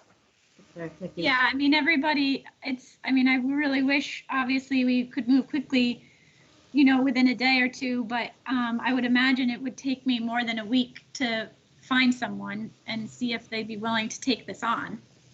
Okay, so move that to continue the hearing to May 13th. Kits, second. Thank you. Roll call vote to continue. Commissioner Holt? Aye. Kitts? Aye. Rawls? Aye. Delvecchio? Aye. Clark? Aye. Chair votes aye. We'll continue this to May 13th, but Callie will be in touch with Stephanie as she moves through this process of bringing somebody in. Okay, thank you. Thank you. All right, with that, we're going to take a short 10-minute break at this point.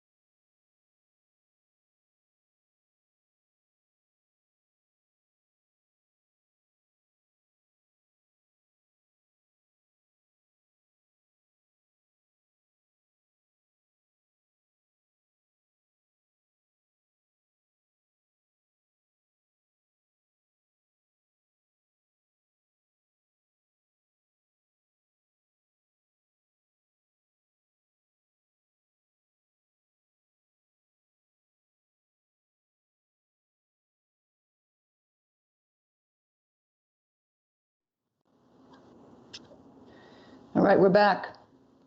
All right, Callie, move on to the next matter. Okay, 41 Woodcarver Knoll, Stephen and Mary Keating, SC 103398.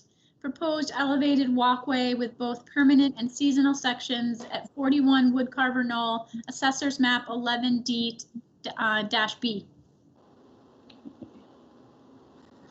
Yes, Mark Burgess here. Yes, hello, Mark.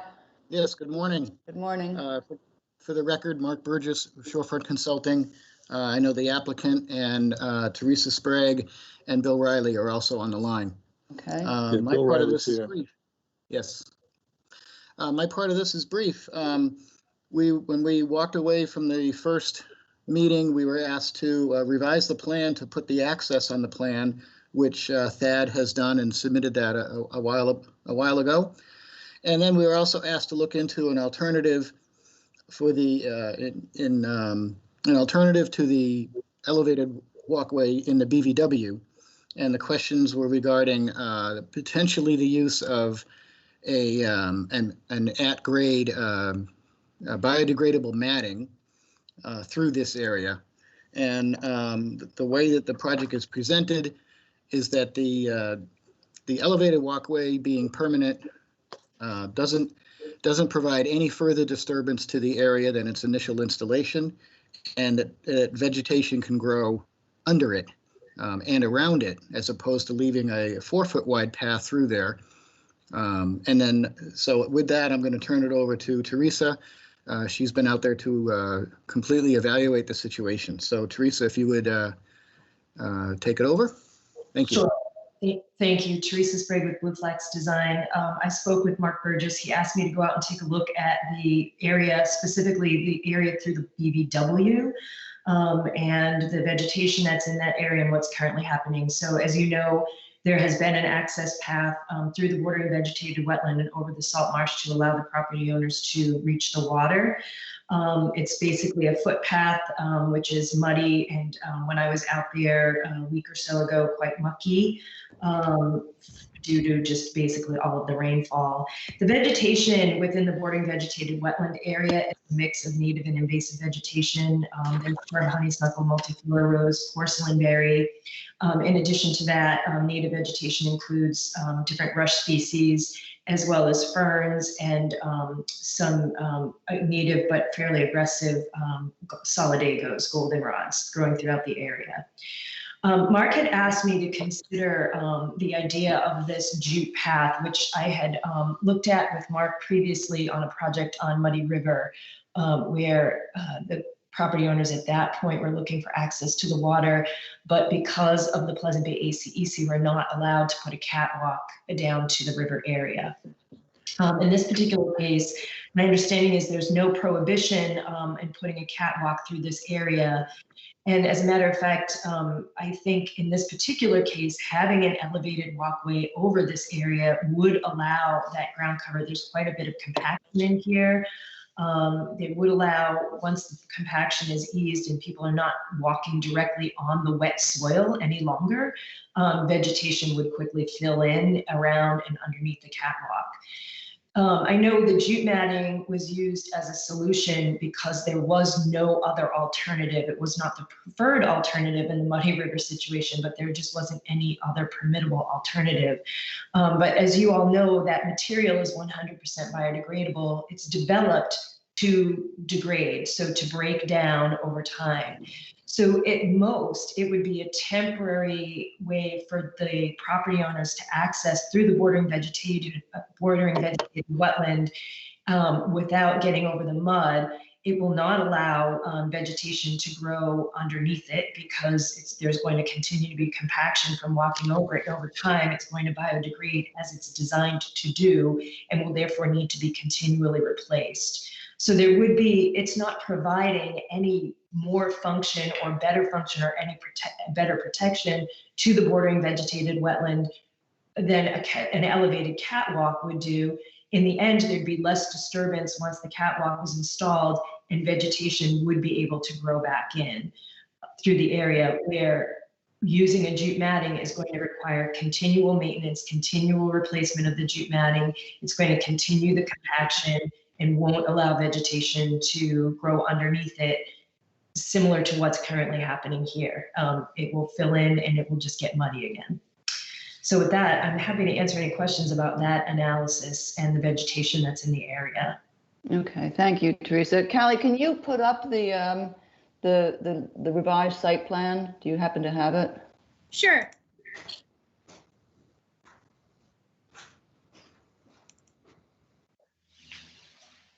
Teresa, how, on average, how long do these natural fiber jute mats last before they biodegrade?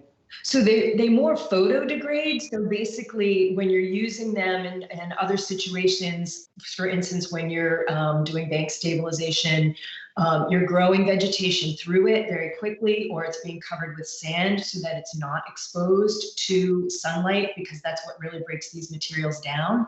But in this case, because it's just going to be continually walked on, it wouldn't be covered with, we're not filling or proposing to fill on top of it. It's basically just exposed jute. And because it is continuously being walked on and the area underneath it compacting, it's probably going to break down within a couple of years. Thank you. Yeah.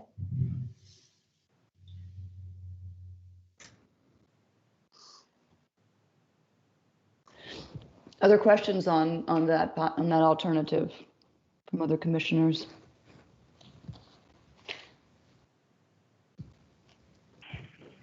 Clark has a question. Yes, go ahead, Tom. Have any of the changes proposed by the applicant resulted in the withdrawal of objections by the neighbors or the Conservation Department? What objections were those? My notes from February 26th noted that Ted Kayon and a number of the neighbors had stated their opposition. I don't remember that there being a letter regarding any neighbor opposition. We were asked to look at access from the adjacent property, which is private property, and that's not available. Ted Keon's letter was kind of a standard letter from that commission. They just don't like any structures anywhere. But that's not in accordance with the regulations. So the answer is no, nobody's withdrawn their objections. There are no objections with the exception of the Stage Harbor Management, the South Coast Management Plan, and they oppose every single catwalk and or pier. Our zoning bylaw specifically provides that catwalks are approvable.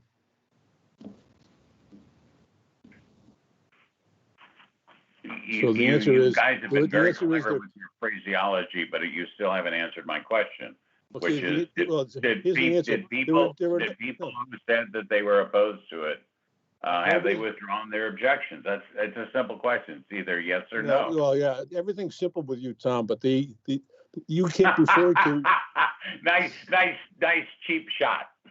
Well, Tom, you say that you mentioned neighbors. There are no neighbor letters. There's no neighbor opposition to this application. The only thing you have is a letter from Ted Keon reporting to you that the state, I don't even know the name of the title of the group anymore, the South Coast Harbor Management Plan Committee is opposed to it. They are the only opposition. They're the only opposition, and they oppose every single application for a catwalk. So the answer is no, they have not withdrawn their opposition, because until all the members die and there are new members appointed, they're still going to oppose it. That's a joke. Okay. Yeah. And that's not a regulatory board. Understood, but that is the answer to the question. The objection still stands. Okay. Right. There's a single objection. Okay.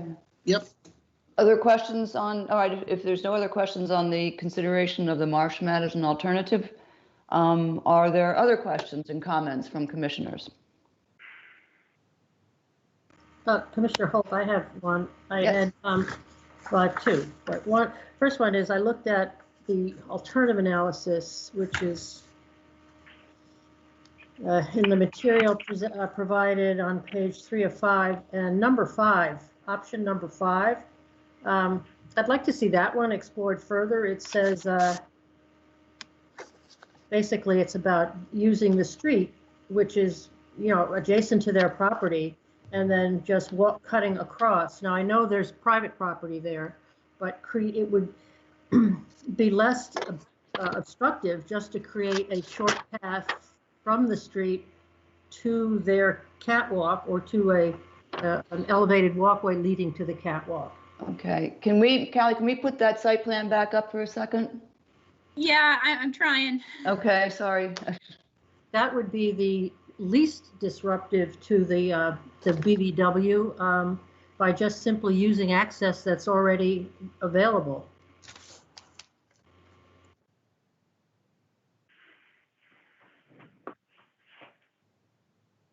So if I understand you, Dee Dee, while Callie's looking for that, what you're saying is the access would be down the street to the end of the BBW, and then a walkway would be created to connect to the seasonal walkway. Yeah, Bill Riley, the concern about that, I wasn't aware that was an alternative. The concern about that is that a lot of people have a right to walk on that street, and people being people, the odds are that they'd walk down to the end of the street and then they'd walk down our walkway. So we would oppose it on that basis. Well, I mean, there are situations similar to this all over town, and people use, you know, simple signage that just indicates this is private property. Just like the sign that's on that pathway at the end of the road that says deeded rights holders only. Yeah, I wonder how well that's observed. Well, your client is saying that they can't use it, so they're observing it. Well, we have a law-abiding client. That makes them unusual when it comes to access to the water. If I may, through the chair, Mark Mark. Burgess again. Yes. Mm-hmm. So if I scale off the plan, it's about 30 feet to the property line, and then another 30 feet over somebody else's property, just to get up to the street level, or actually just up to some level that's similar to the street by looking at the contours. So you're still looking at 60 feet of structure there. You're looking at access over private property, which is not in the commission's purview. You know, the applicant is allowed access over their own property. Any other access using that shortcut is problematic at best. Mm-hmm. You mean so the applicant doesn't own the property that abuts the street? No, that's the street, and that's a private parcel right next to them. Oh, yeah, I didn't realize. Yeah, Bill Riley, I didn't realize. I was looking at the wrong line for the property line. Which is the property line? The property line is, if you look at, excuse me, Thad, let me, Mark, let me explain. So the property line is the line inside of which is green. And so outside the green area is property not owned by the applicant. Correct. But candidly, I couldn't tell you who owns it without doing a title search, but. I can, well, it's on the list of abutters that's in the applicant, but it's private property. I looked that up. Okay. Okay. This is Commissioner Clark. Correct me if I'm wrong, gentlemen. I'm sure you will. But I remember at the hearing on February 26th that you noted that the neighbor was freely and openly allowing folks in the neighborhood to use his property for beach access. I think that's correct. It's not particularly relevant to this issue, because if he's freely allowing it, he can stop. So. Can somebody point out the property line for me on the map there? It's everything that is Callie, Mark, just a minute. Sorry, Mark, can I speak? Go ahead, let Callie show it, go ahead. All right, let Callie show it. Is it, because I'm the only one that can drive here. Yeah, that's the property line. That's it. Yep, it's Yep. everything. It's the interface between what's green up here and what's white down here. So it's this line. Yeah, Bill Riley, that's correct, Callie. Okay. So so it's this whole strip here that's private? Right. Here's the road, right? Woodcarver Knoll. Yeah, see, Yep. if I could explain briefly, the under our planning board regulations, when you create a way for subdivision purposes, which was Woodcarver Knolls, there was a vehicle tracks here, but they created a way so they could subdivide the lower portion. The applicant is required to have a buffer strip between the way and adjacent properties. The purpose of which is to prevent that property owner from using the way if they don't have the rights to it. So in this instance, the Keating property, which had a structure which predated, the creation of Woodcarver Knoll, they had a right to use the vehicle tracks to get back up to Route 28. And so their right to use Woodcarver Knoll don't extend past their driveway. And then so when the developer put in Woodcarver Knoll, they put in this buffer strip, which, as I say, does not belong to the Keatings. So, but that's why it's there. It's a planning board regulation. So there may not be objection to crossing over it. In other words, not using it, just passing over it to get to their property. That's using this, it. This is Mark again. Yeah. I mean, Mark, let me finish. I mean, it's really a property rights issue. We don't have any right to use it. And that means that if we use it, at some point in the future, the people who do own it can refuse to allow us to make that crossing. You're talking about doing a permanent change there. That's why it's so important for this to be on their own property. Miss Chairwoman, this is Steve Keating, the property owner. May I add a comment? Yes, Mr. Keating, go ahead. So very, very good question. And certainly if we had the ability to do that, it would be much cheaper, much easier, and so on. And I don't know if this is really a legal reason, but one of the reasons why we bought this home, which is on the water, and obviously we paid up for the fact that it is on the water, is really a safety issue. We do not want our children, we expect to have grandchildren, walking out on that street. And we're fortunate to live on a very quiet street, which we did in Winchester, Mass, raising our kids. And our son at 9 years old got hit by a landscaping truck out in front of our nice little quiet street.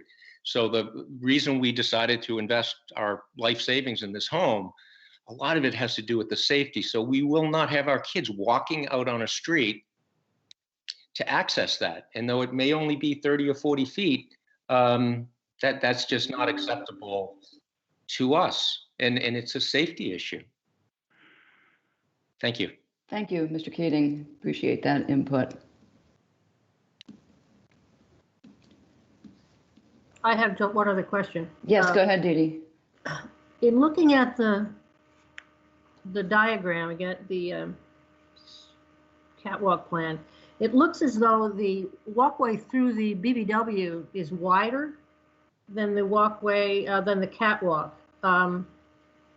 Is that true, or is that, am I misunderstanding the drawing? Could Callie show that portion of the plan on the screen? There you go. Thank you, Callie. This is Mark Burgess. Through the chair. Yes, Mr. Burgess, go ahead.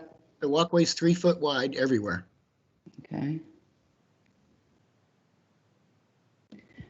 I do see what Dee Dee's saying. There seems to be a there's some line that runs along either side of it that's dotted. That might be the work limit. It is 3 feet wide everywhere. Okay, okay. It's not listed, it doesn't say that. In the details on the lower left-hand corner. Okay. Let me go down over there. Okay. Okay. It may well be. It's exactly 3 feet on all parts. Correct. Okay. Well, one other comment then on this. The orientation is east-west, correct, primarily, which is the least desirable orientation for a catwalk or an elevated walkway, just because of the shading. The greater shading is provided with this orientation. Since the DEP has been suggesting a 1.5 to 1 ratio, that might make more sense in this case to allow more sunlight to get beneath it, especially with the one that's going to be there. It'll be there year round, even though it will be primarily used during the, 4 or 5 months of the season. I'm going to let Bill speak to part of that, because the zoning regs govern more of the design of these things than conservation. Higher, it certainly presents a visual impact, and I know from previous applications, the commission was concerned as to how much of these structures were visible. So they meet the 1-to-1 current regulations, and it was designed that way for that reason. I think this is Bill Riley. I'd ask Teresa to chime in regarding whether the orientation is going to really inhibit the growth under it. So, sorry, Teresa Sprague here.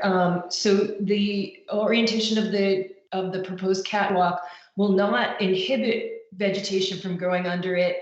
Vegetation will grow around, and some vegetation will grow under it.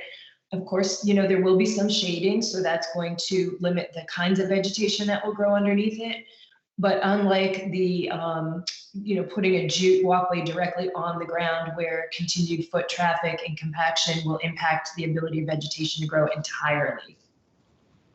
I was referring to the height, to let more sunlight, raising the height of the walkway to allow more sunlight beneath it. This is Bill Riley. I think that's something I'd have to discuss with the Keatings. I mean, I don't know how important it is to them. Whether it's yeah. I mean, how much higher would it be, Mark? Would have to be a 1.5 feet higher.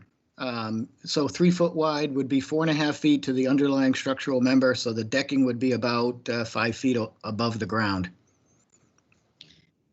Just to interject here, this comment, I think Dee already mentioned it, was in the Mass Division of Marine Fisheries comment letter for the project.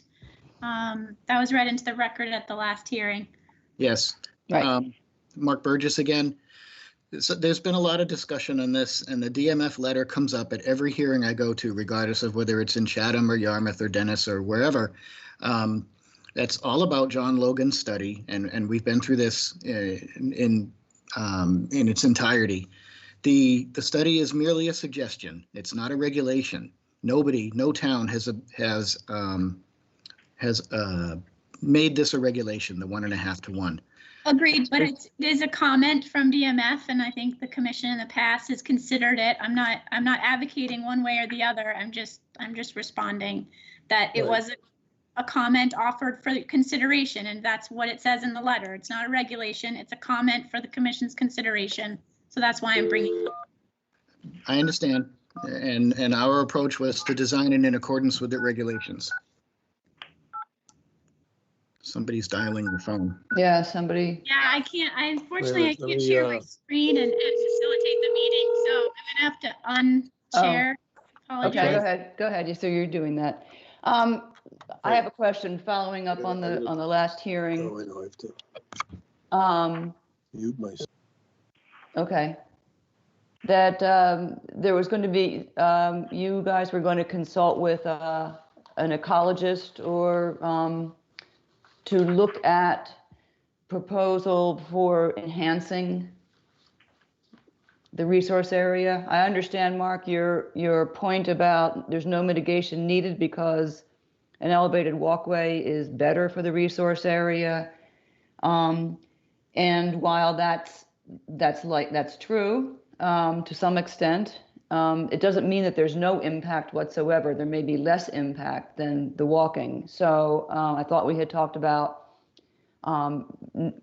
I understood the objection to doing any kind of vegetation management in the BVW, but I thought there was going to be some consideration given to some kind of work enhancing it. I'm going to let Teresa take that over. Okay, thank you.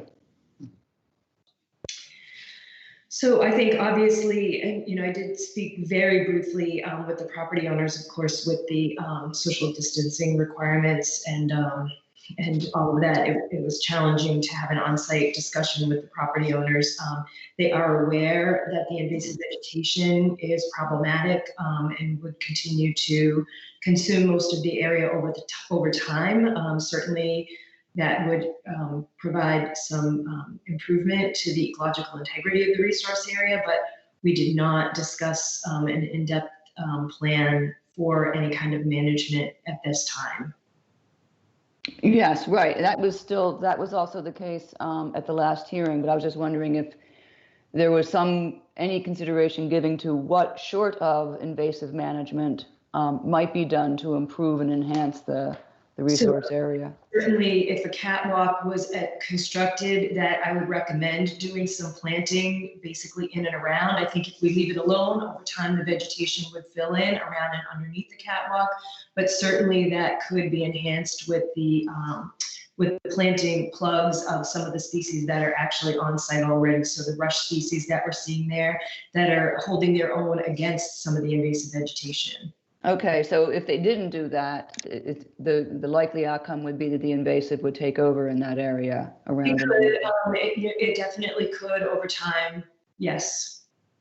But the rushes are doing what they can to resist the invasion. In the ferns, so you could certainly do some plugging to enhance that.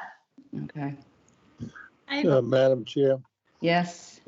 I've consulted with the Keatings regarding the height of the walkway. Yes. And in keeping with his concern about his grandchildren, if the thing's going to be 5 feet off the ground, it's 5.5 feet off the ground, then he thinks it would require railings on both sides and would have a significantly greater visual impact. And since Teresa has opined that even at the lower height, there will be growth underneath the catwalk, we'd prefer to leave it as designed. Thank you. Okay, thank you. Are you scheduled to go to ZBA on this? Do you need that? Yeah, we're filed. We're filed, okay. And I believe, but I'm not certain, that we're on the May 28th meeting. They skipped a couple of meetings and they really got loaded up. So yeah, like everybody else. Like everybody else. So I believe we're on the May 28th meeting. And Bill, just refresh me. What is the regulation in the zoning bylaw on height? I'm embarrassed to say I didn't read it, but I don't think there is a zoning regulation regarding height. Height has always been an issue that we dealt with the Conservation Commission, like up on Linnell Lane, where we have a whole series of catwalks. Right. One of the principal focuses of the Conservation Commission at that time, things change, was to keep it as low as possible. And although they wanted it high enough so the stuff could grow underneath, but so there's nothing in the zoning bylaw about height. Okay. Thank you. To the chair, this is Callie. Yes. Yep. I guess it's worth having. I mean, we're in very limited time because we have 5 more hearings left and 35 minutes. So I guess in the interest of time, I think the commission at the last hearing asked for sort of plantings and documentation, whether it's a narrative and or a plan showing where those plantings would go. That wasn't received, and I'm hearing from, at least from you, the chair, that's something that we thought we were receiving. Is that something that we're requesting? I'm just trying to get Yes, a kind I of would like, finite answer yes. so that we can move on.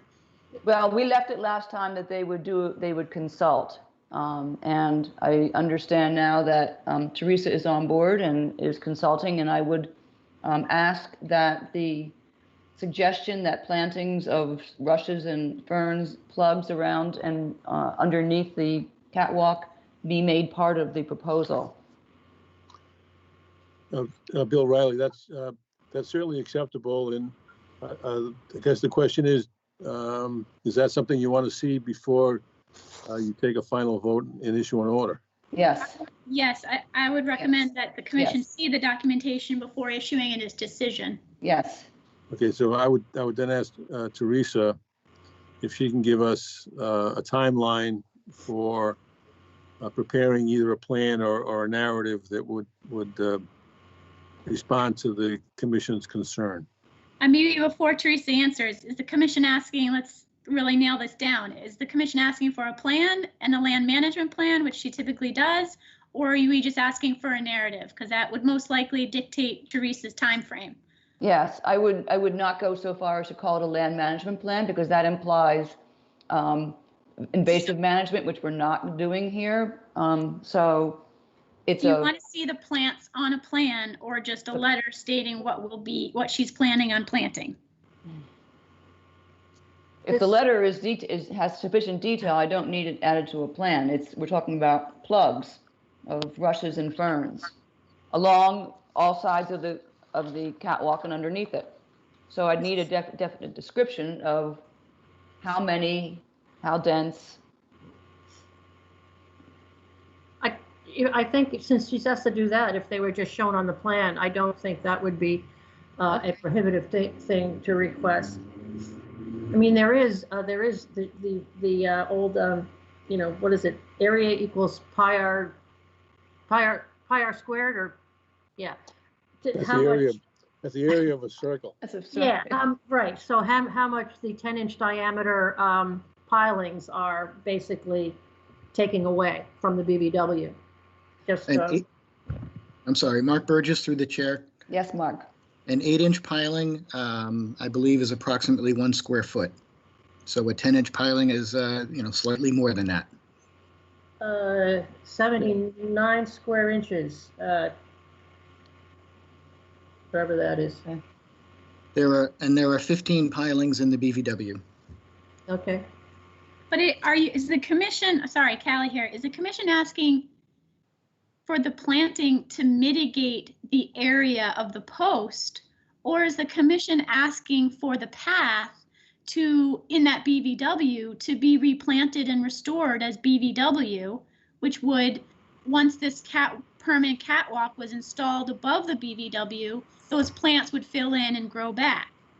That's a distinction there. Yes, it is a distinction, but the latter is what I have in mind, what I'm getting to. But I don't see why it wouldn't also qualify as mitigation for the pilings, because I don't believe that they have been mitigated. So that kind of planting would, in my view, qualify as that mitigation. But Bill Riley, and the applicant would have no objection to that. And so I guess Teresa's going to provide you with a written narrative that will contain numbers of plants and types of plants. Is that correct? Yes. I think Dee Dee was also asking for a plan. And they'll be added to the plan, right? Well, I don't know how you do that, but I mean, how do you do it? A note on the plan would also be a note on the actual. It would be a note on the plan, so exactly right. So that is fine. They're protected. Right, yeah, because they're going to be under the catwalk mostly. So anyway, so Teresa, what kind of time do you think you need to prepare that? I could provide a narrative and notes to be added to Thad's plan or Mark's plan before next Wednesday. Okay, so I guess then we would ask to be continued to the work session, hopefully for a decision.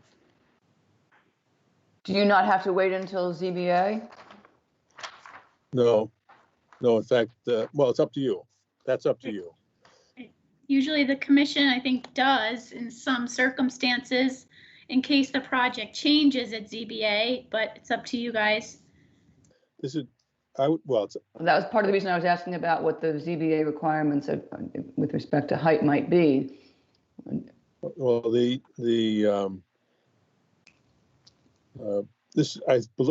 I believe this is one of those situations where, you know, that kind of concern when you're dealing with a house or a substantial structure that might intrude on a sideline setback or something like that is clearly a relevant concern. I think that when you're dealing with a catwalk, which is 3 feet wide,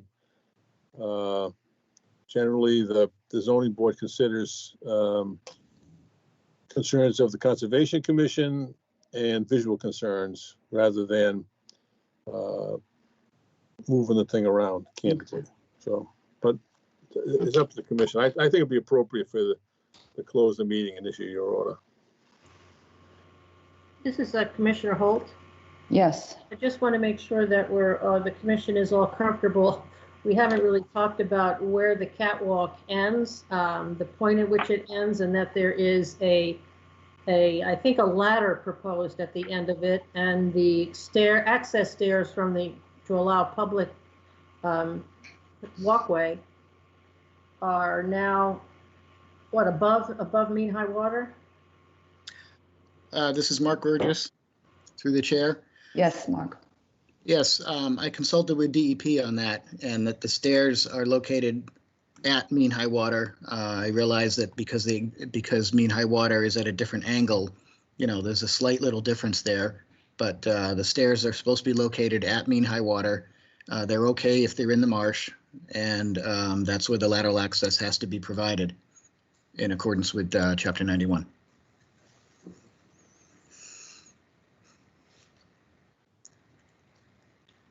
Okay. Oh, and I'm sorry, to address your question at the end, yes, the ladder is proposed at the end, no stairs, and it doesn't protrude beyond the outer edge of the marsh. Yep.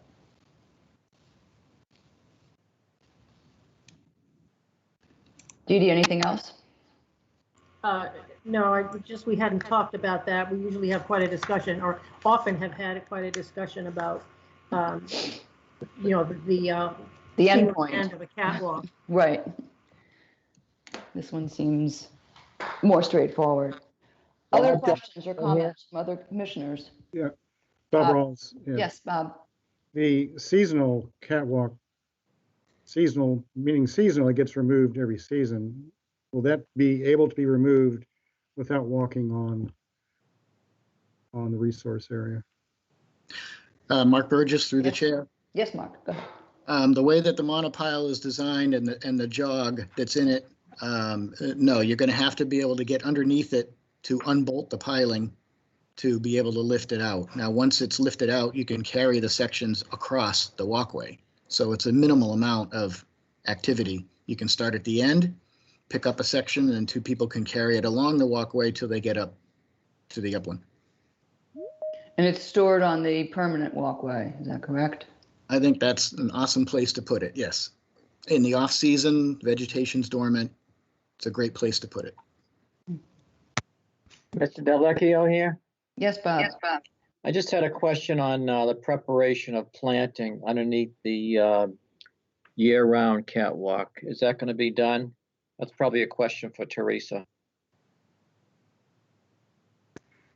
I'm sorry, Bob, could you repeat the question?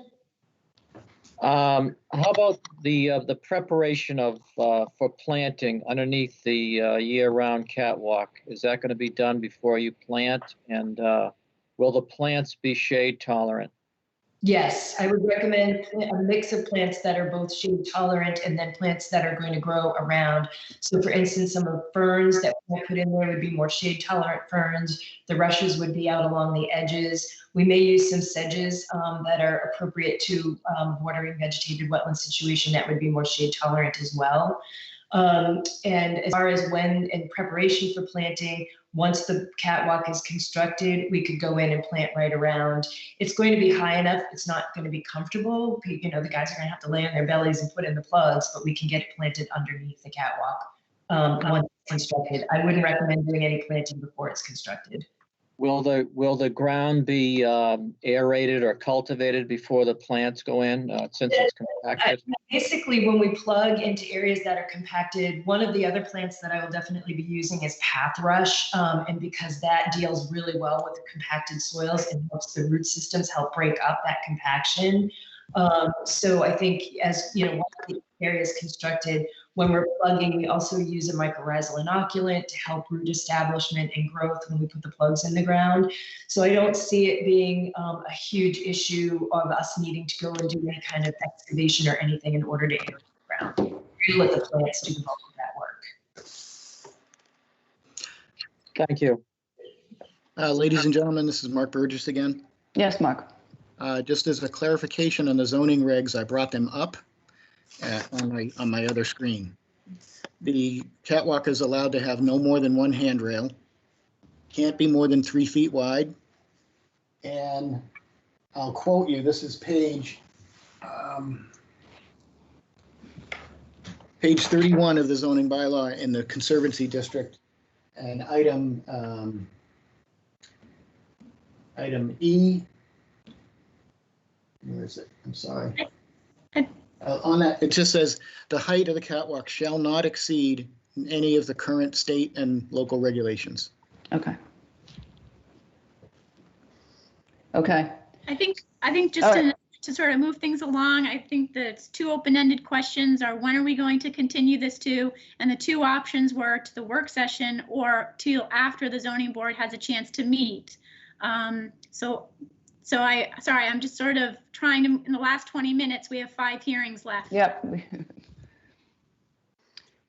Again, Bill Riley would ask to have it now rather than if we wait until after the May 28th meeting. I mean, the summer's gone, you know, so. But whatever, it's up to you guys. I know. Thank you. Okay, thank you. And there's lots more permitting to do in the meantime. Yep.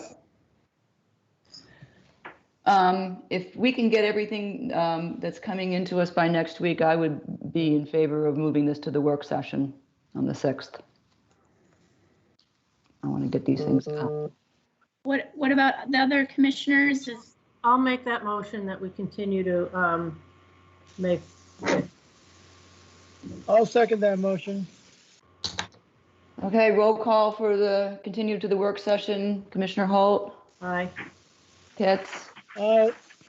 Rawls? Aye. Delvecchio? Aye. Clark? Aye. Chair votes aye. All right, let's continue to the work session on May 6th. Thank you. Thank you. Thank you, everyone.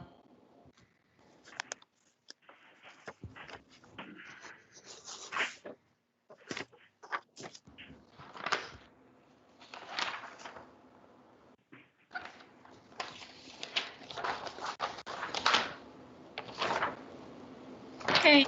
All right. For violations, 114 Potnumkett Road, owner William G. Aschenbach, vegetation clearing, regrading, construction of a stone wall, patio, fire pit, trampoline, ball court with white wooden soundboard / movie screen. The commission received a PDF of photographs and an updated site plan on Monday of this week.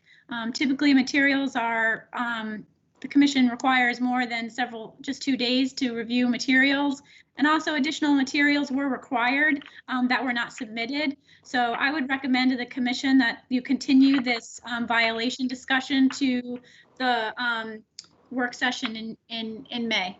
I agree. Gentlemen, I have not even looked at the documents that have been submitted other than a 15-second glance at the photographs to see the earth mover. And I have not looked at the site plan yet, so we will have to hold off discussion on this until the work session. That would also require that all of the required materials that were outlined in the enforcement order to be submitted to the commission no later than April 29th. April 29th. Madam Chair, Bill Riley on behalf of the applicant. We had some, virus communication problems, which, we accept responsibility for. So I apologize for that, and we accept the idea of continuing it. We'll have all the information in. All right, understood. Just, we have these 1, 2, 3, 4, 5 violations that are older. They're getting older all the time. I understand the delays that people have. This was an order that was issued in February based on an initial notice of violation from May of 2019. So we have been, you're going to hear me saying there's a lot coming up. We've been more than patient, but it's time to move on and wrap these up. So we will ask for a motion to move this to the work session on the 6th, so long as all materials, the restoration plan, everything that's required under the enforcement order is submitted no later than May 29th. Commissioner Holt so moves. Thank you. Is there a second? Kitts, second. Thank you. Roll call vote for the continuance of this to May 6th. Commissioner Holt? Aye. Kitts? Aye. Rawls? Aye. Delvecchio? Delvecchio, aye. That was April 29th. You want the April 29th. Oh, did I misspeak? I say May? Yes. April 29th. Thank you. Commissioner Clark? Aye. Chair votes aye. This will be taken up on May 6th. Thank you very much. Thank you. Okay, Outermost Harbor Marine, 83 Seagull Road, vegetation removal and regrading in wetland resource areas and buffer zones and / adjacent upland resource area. Again, this is a similar situation where the commission required certain documentation under the enforcement order that was issued, and only the site plan was received. And when was the site plan received? It was received yesterday? No, it was initially received. There was one plan that didn't show all the resource areas. So the a new site plan, the revised one, which is on the Dropbox, I'll pull it up here now, was received. I think I can look back at my email, but because all right, I've got it right here. I'm pulling it up, just looking at the date of it. Because again, it has come in very recently, so I have not had a chance yet to really examine it. I have it downloaded onto my computer as April 20th, so yeah, that's on Monday. Yeah, that's about what I remembered it coming in at. Unfortunately, we don't have the capacity to right now to stamp as received. Given the fact that the commission is meeting every week, that requires a stamp to be as received and then scanned to me, and that just email is a lot faster. So. Yep. Well, I know I received it on I think we all each received it, had access to it on the 20th, but that's not in accordance with our practice, and I don't know that anybody else has had a chance to look at it. I mean, whether or not people have looked at it, or again, it hasn't been what's required hasn't been submitted. Hi, Callie, this is Devin over at Outermost. I submitted this on April 16th.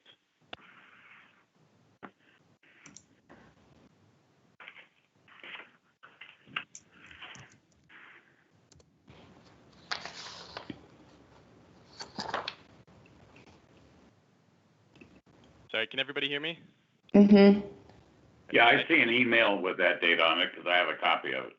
Yep, I sent it on April 16th, and I dropped it off to the town hall as well. Okay. So I guess the point, rather than the point of, it's the day after the 1 week deadline, okay, but what was required wasn't submitted. Okay, let's talk about that. Let's talk about that, Callie, about the deficiencies in what was submitted with in comparison to what the enforcement order required. Okay, so let me just pull that up. Please give me a minute. Yes, go ahead.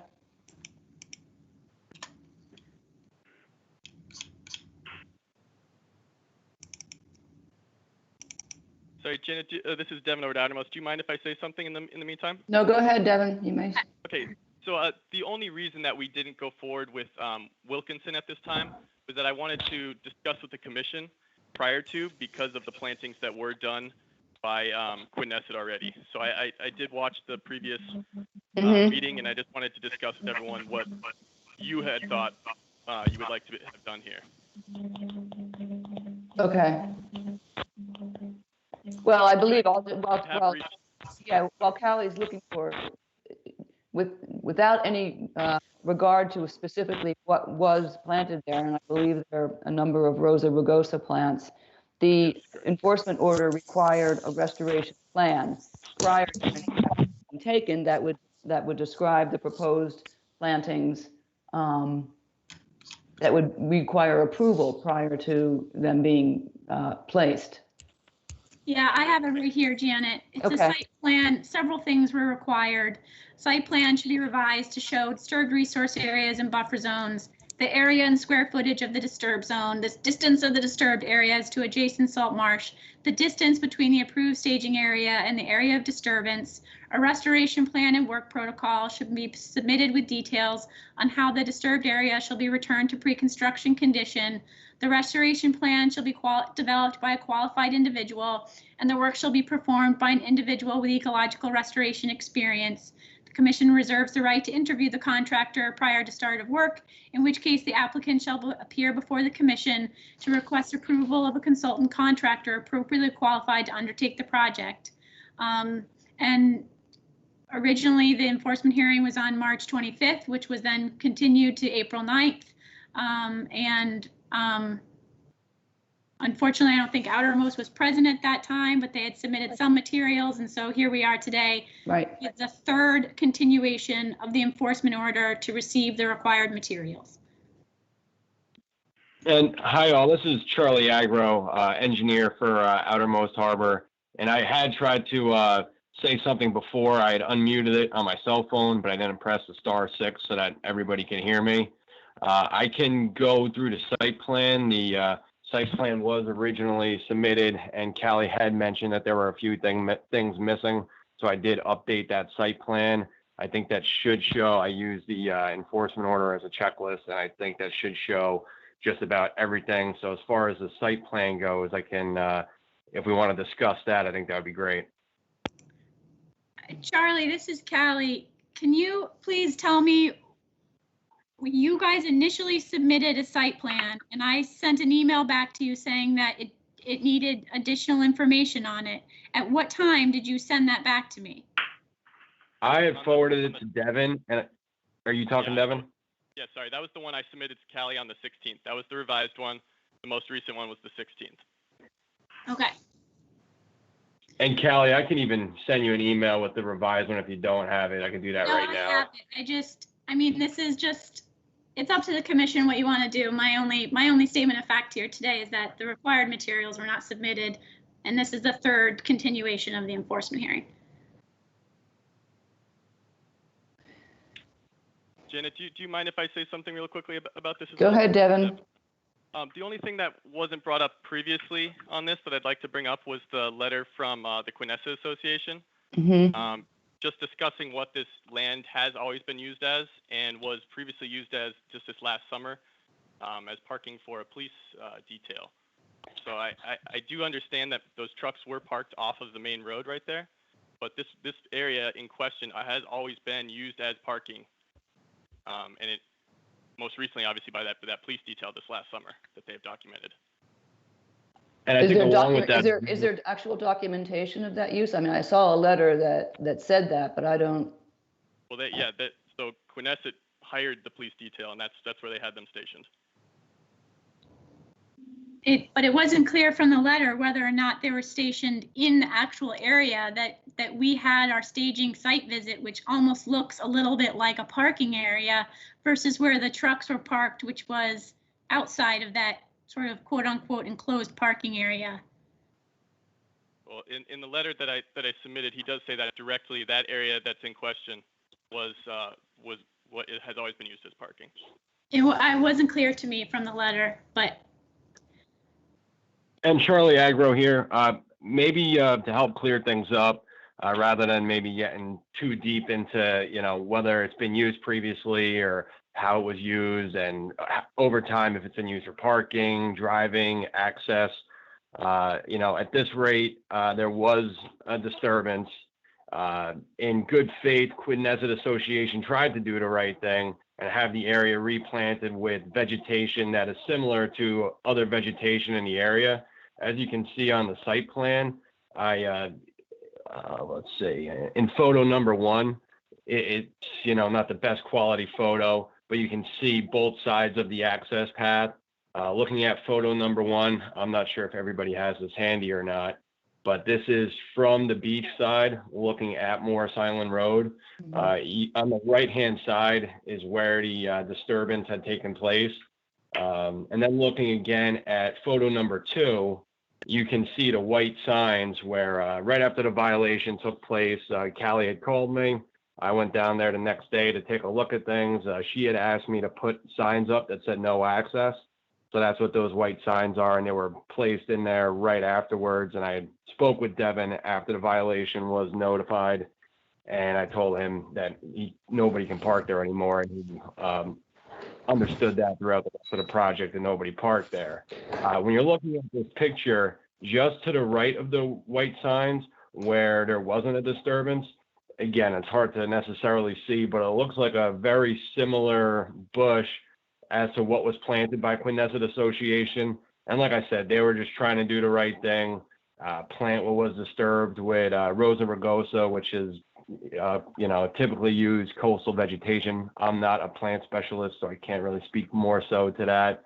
The disturbed area was measured to be about 320 square feet, and 15 plants were installed in the disturbed area, which is about a 4 to 5 foot radius in between each of the plants. And I guess if there's any more questions regarding that, I can try to answer them. All right, thank you, Charlie. Because at this point, the disturbance was made. Maybe the corrections weren't made exactly in the order that the enforcement order had requested. And Devin did apologize for that. I saw in an email. So they did ask us to prepare this site plan that was submitted, and they did go out there and do some plants. Again, maybe it wasn't in the exact order that things were supposed to be done in, but the area has been replanted. And prior to the plants, they did rake the area out. And I did look at the area the other day. The tire tracks are no longer visible, and I think this has been an issue for a while now, and I think everybody would love to close it out one way or another here. All right, thank you.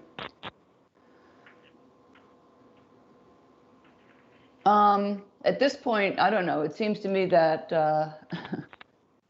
what is missing is a consideration of what has been done as restoration and whether the commission is satisfied with that or requires something further that was what was anticipated by the original enforcement order.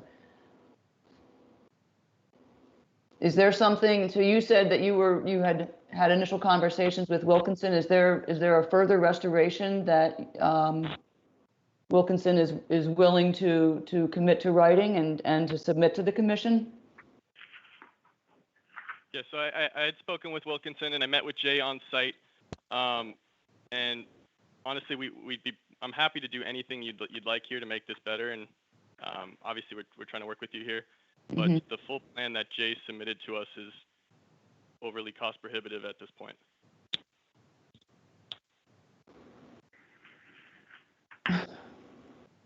I'd be happy to do anything that you'd like here to remedy the situation. And again, we're sorry that the plants were planted before the commission had a say in it, but that was unfortunately done by Quinnesset, who just thought they were helping with the situation and did not realize that they should have waited. This is Callie. To the rest of the commission, does the commission feel that the plantings that were done by a contractor who we don't know who did the work, is that sufficient to restore the area? I thought the commission was pretty clear on what full restoration looked like, and that was based on an opinion of a qualified restoration ecologist, whether it's Wilkinson or not, to make that determination to the commission. So I guess I would, if the that is the piece, that's the piece that we don't have, that we need. I mean, I can understand and I can appreciate Devin reaching out to a firm to get some sort of opinion or get contracted. And, you know, there are other restoration ecologists in the area that, you know, the order doesn't specifically identify Wilkinson as the ecological restoration ecologist. It just simply says a broad restoration ecologist requirement. I do understand that as well. I have reached out to multiple people at this point. Wilkinson was the only one, given the present situation at the moment, that I actually had contact with to come down to the site and meet with me. But I have not had any luck. I've had a couple different landscaping companies come down to look at it that have given me no direction whatsoever in terms of saying what they would do to change it. Right, but they're probably not qualified ecological restoration folks anyway, so Yeah, no, stay away from that. I've reached out to multiple, and Jay at Wilkinson was the only one that came down. This is Commissioner Holt. Do I understand that Jay Putnam gave you a plan or presented some ideas as to what needed to be done? He gave me a proposal if I would like to move forward with it. A proposal that didn't include a plan. It was just, you know, here's, in other words, you don't have any idea what they would recommend to be planted in the area. Well, so what we discussed was leaving the Rosa rugosa and then possibly putting in beach grass if that was something that the commission wanted as well around it. Well, that sounds logical and the kind of thing that where we would end up had it been gone in the right order. I understand that, and I have no problem having someone come in and plant beach grass here. That would work.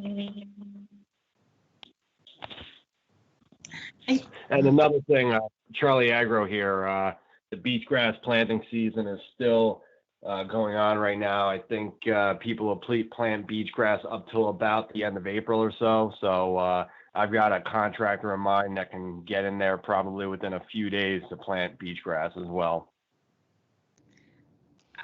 I just want to clarify something. Is the commission authorizing them to just go out and plant beach grass? No.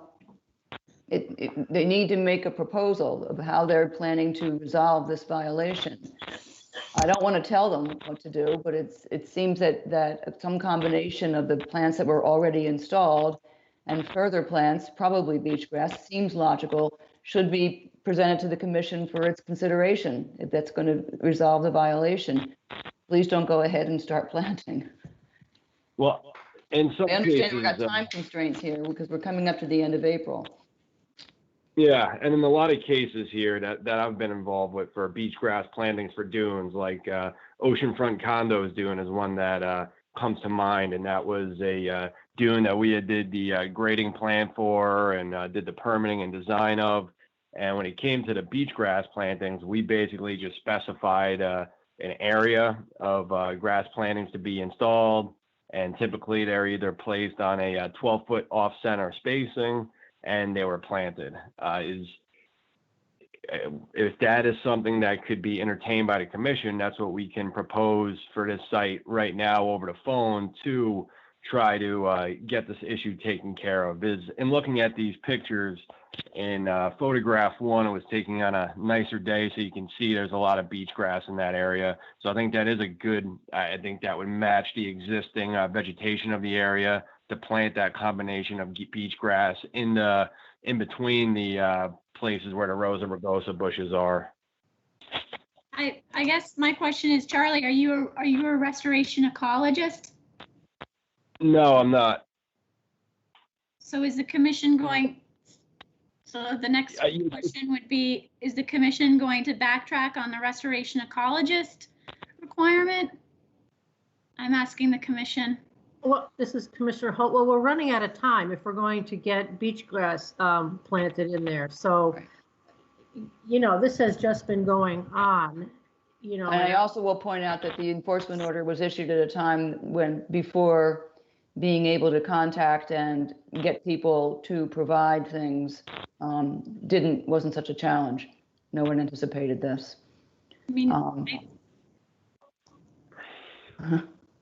I think that they can, you know, move forward with what's required under the enforcement order and submit something by, you know, April 29th, and we could either meet on the 29th or we could meet on the work session. I mean, it's just going to be several days after May. I don't know if that makes a huge difference for beach grass, which again is more of a reason why having a restoration ecologist weigh in on the project several months ago, which was what was required, would have been helpful.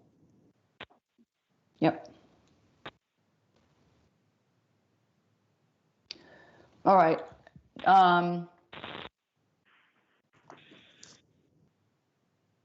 Charlie, do you think that waiting until May 6th is problematic in terms of missing a window for planting? As Callie brought up, I'm not a plant specialist. I can't answer that question. Yeah. Just given the fact that this is a tough time period right now, we're limited to essential work. Would this even be considered essential work is another question, going out and planting beach grass.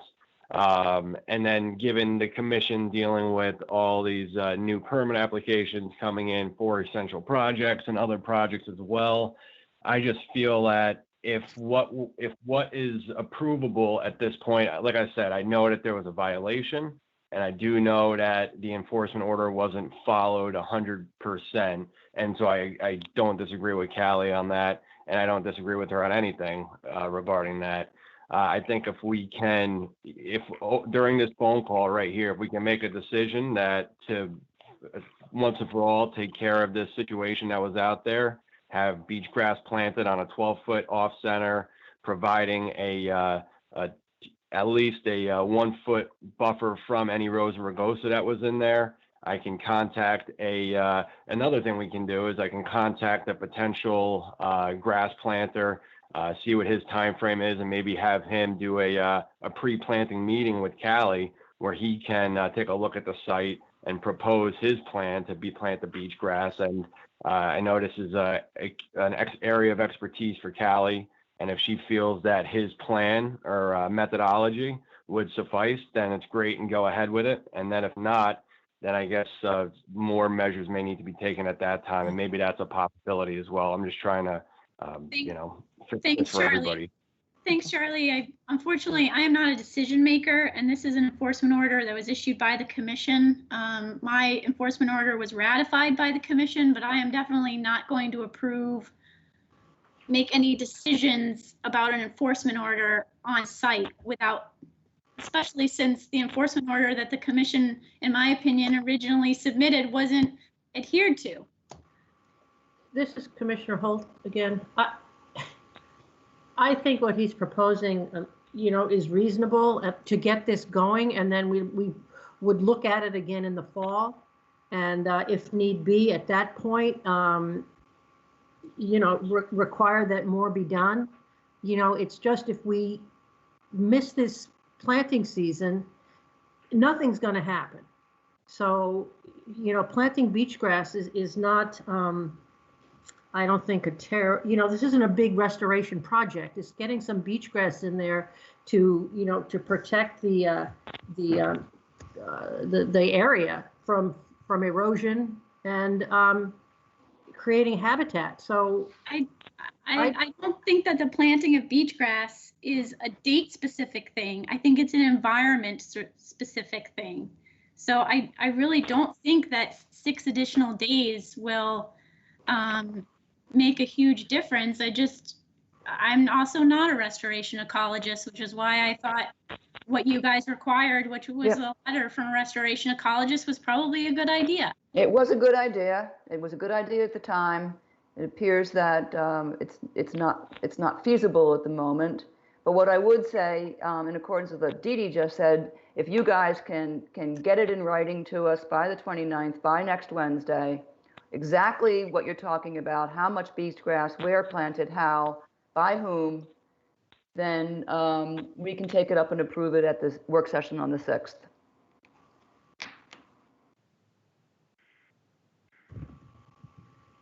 Okay, I think that's reasonable, and I can call somebody. I could put Devin in touch with somebody tomorrow, and Devin can meet on site, and we can see how things go from there. Okay, and since they've already been there, if your only option is to go with Wilkinson, then that's what we're going to require. If nobody else is available, this has to be done and gotten taken care of. And I'm sorry you're in a situation where it's going to be more expensive than anticipated, but that's also just the way things are going.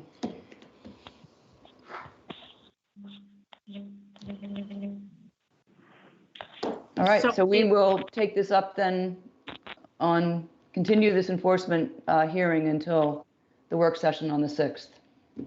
Commissioner Holt, so moved. Kits, second. Thank you. Roll call vote to continue it, the enforcement hearing till the 6th. Commissioner Holt? Aye. Kitts? Aye. Rawls? Aye. Delvecchio? Aye. Clark? Aye. Chair votes aye. Continue to the 6th. Thank you. Get everything in by the 29th, guys. 552 Orleans Road, Hum Gately LLC, regrading of resource areas and sedimentation of salt marsh. I received from Nick Crawford a request for a continuation without a date today at 6:53 in the morning, and at somewhere around 8:20 this morning, I received a restoration plan, which I forwarded on to you, and an hour isn't enough time to review a restoration plan, so I recommend continuing this discussion until the work session. I think and I told this to an email to Nick Crawford. I thought he might be here, but I don't see him. In that he needs to coordinate the filing with Coastal Engineering because they're the ones that are the land surveyors for the project. These items can't be considered by the commission, meaning the restoration and the survey work, in isolation. They have to be done together in one package. So I communicated that to Nick, and hopefully he will submit something like especially a work protocol, which was required by April 29th. Right. That's what we're going to require. He needs to submit everything by April 29th.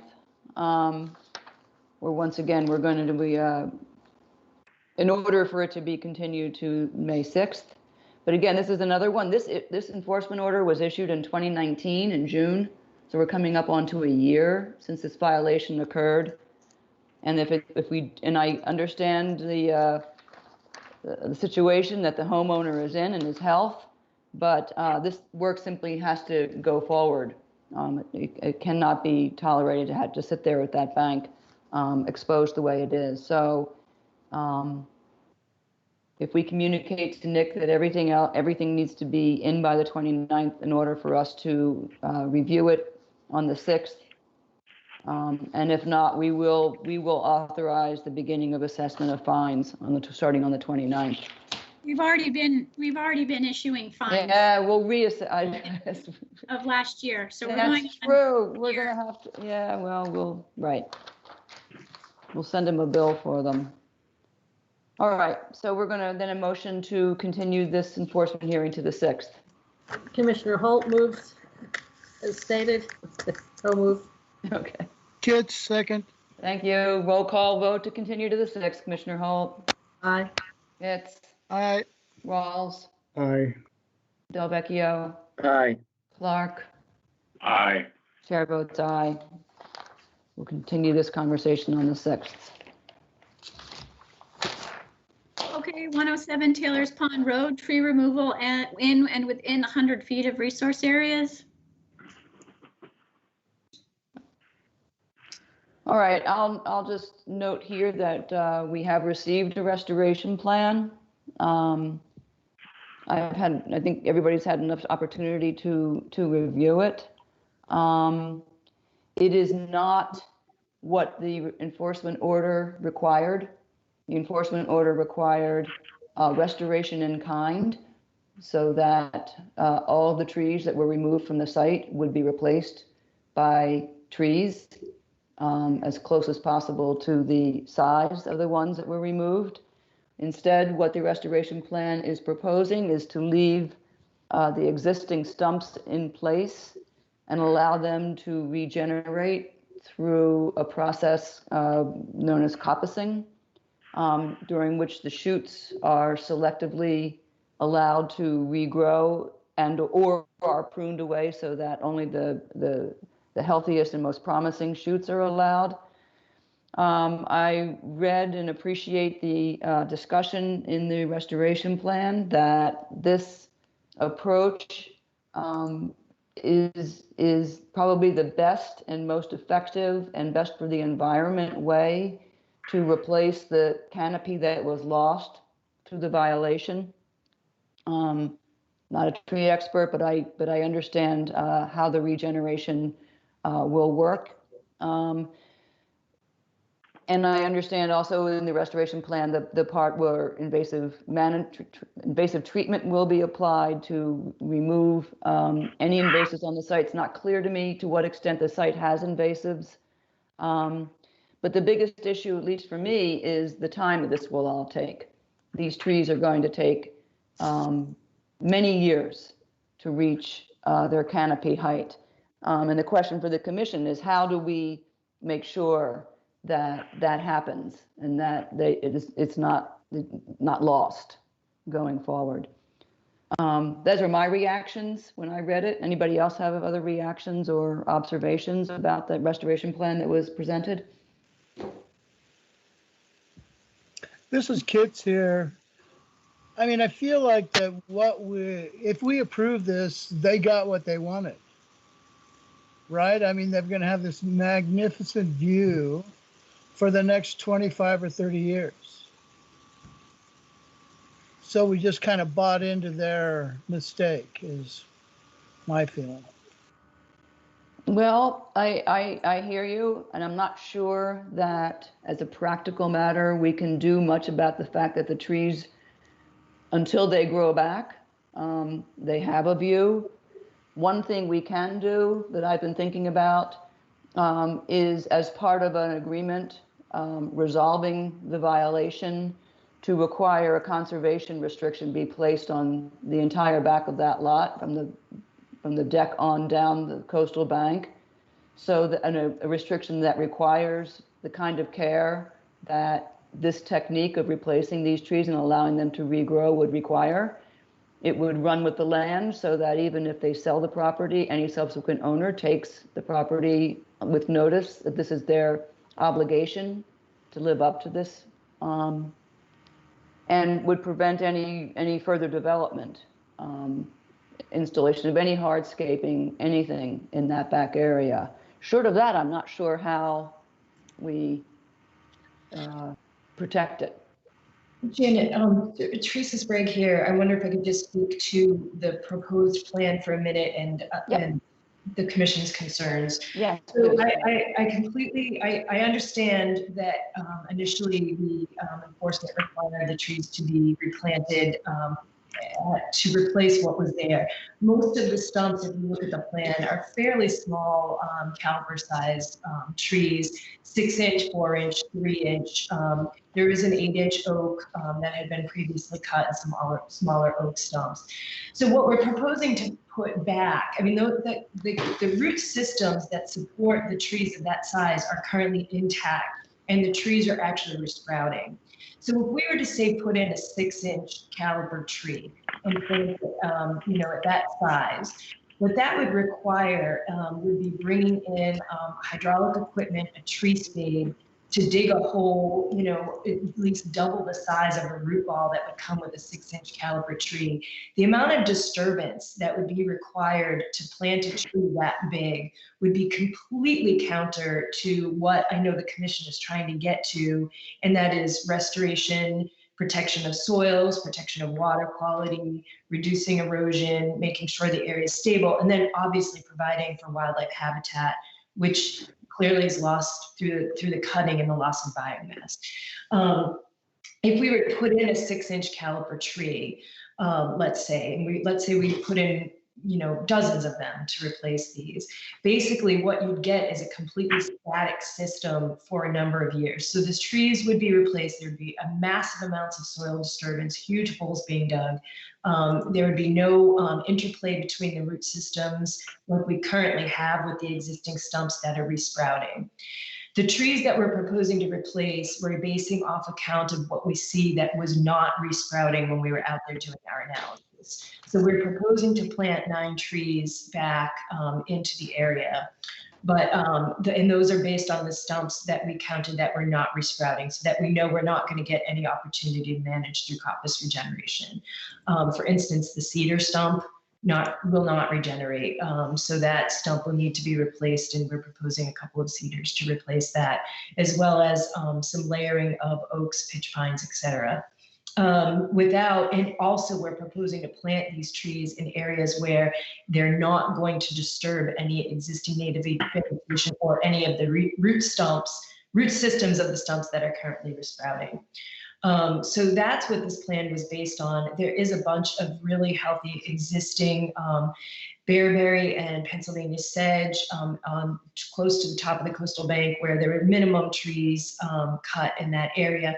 Most of the trees were cut down in the southwestern corner of the lot, and there are a few on the eastern side of the lot that we're showing stumps for, but according to some information that I received from the neighbor, and I did share with Callie and with DEP, those trees were previously approved by a commission, I believe back in 2014, for removal to help the neighbor enhance their view.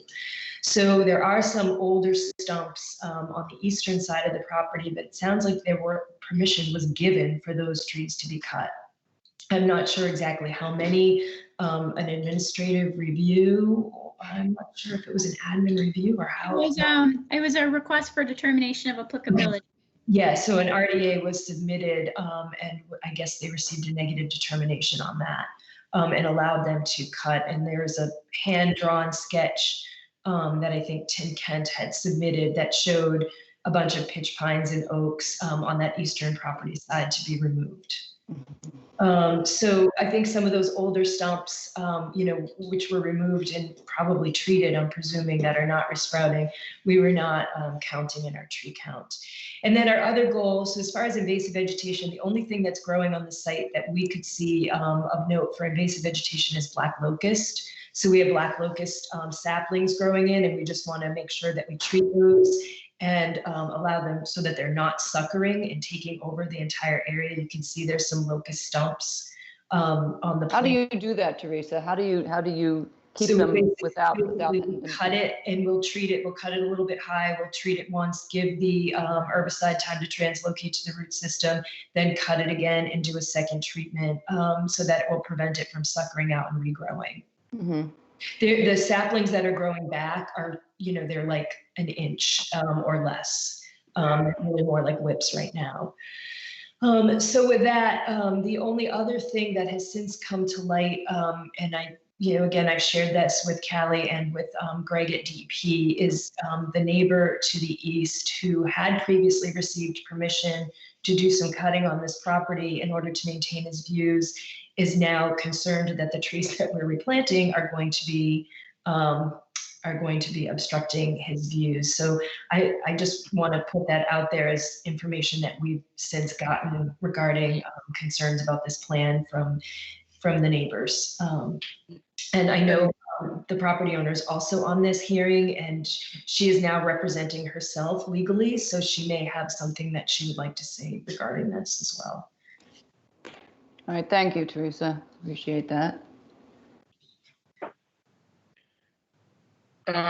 This is Bill Driscoll. I'm the neighbor. I don't know if this is the appropriate time to comment or not. Yeah, sure. Go ahead. I'm accepting comments now.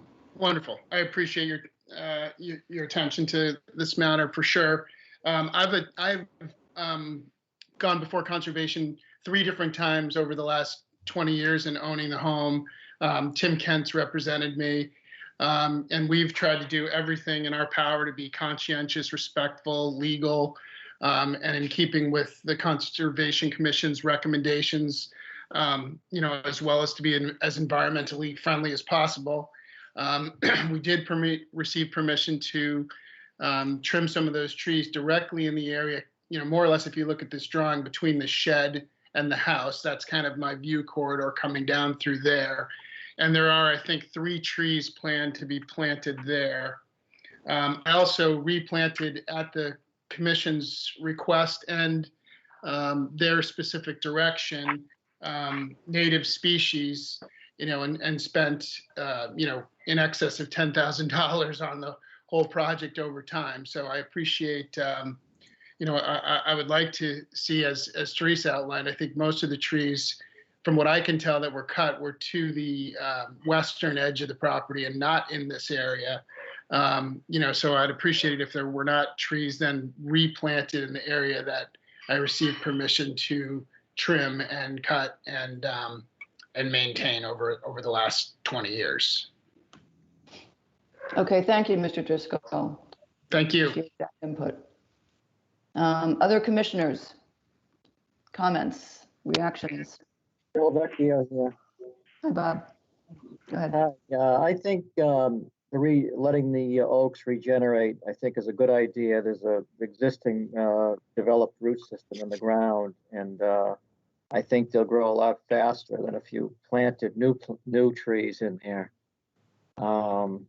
So I would agree with that plan. Also, I think we should get going on this because this is a good time to plant, or shortly will be a good time to plant as plants become available.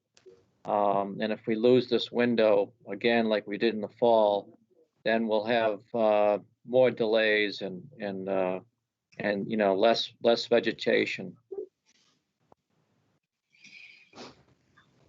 Agreed. Thank you. Commissioner Holt? Yes.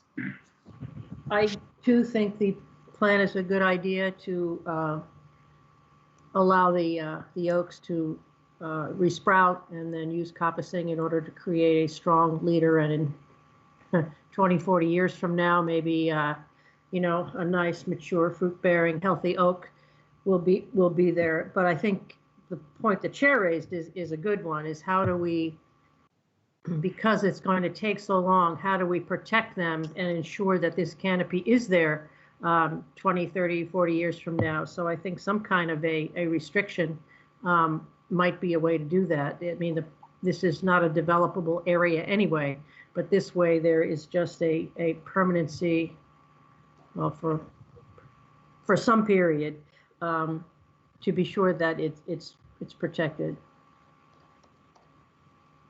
Thank you. This is Commissioner Clark. I agree with the earlier suggestion of the chair that a conservation easement be used to assure the future environmental nature and character of the property. Okay. And the Del Vecchio here again. Is there any way we can alter the plan a little bit so that Mr. Driscoll still has a view? That's something that we could recommend as well.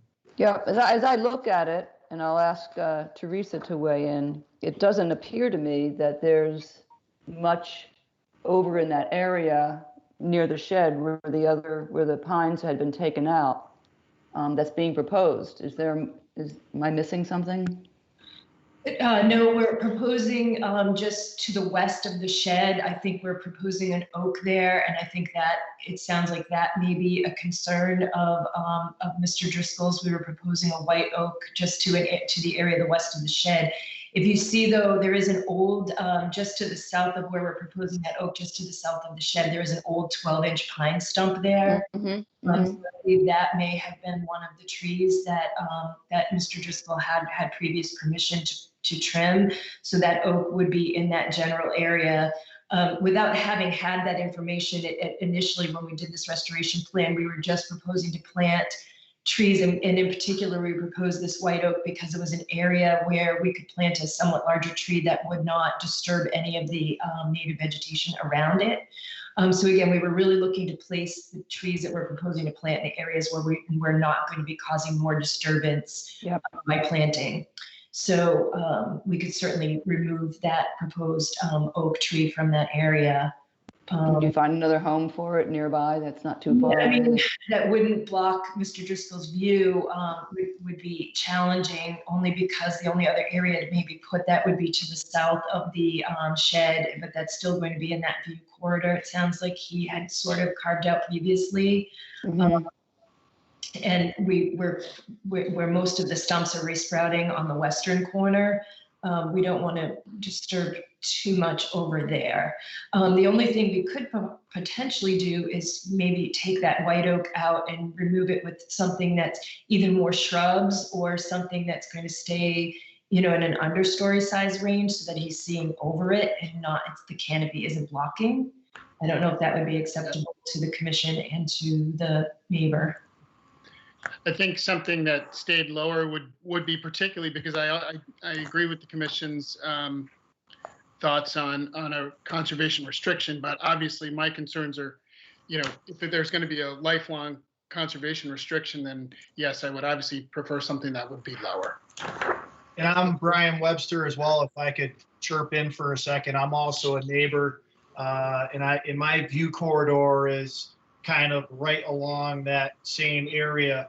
And I would like to also maintain our view.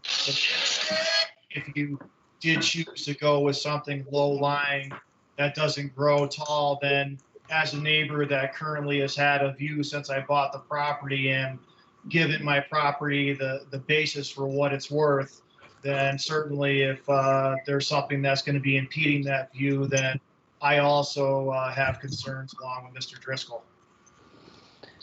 All right, thank you for that, Mr. Webster. So, gentlemen, your views are noted.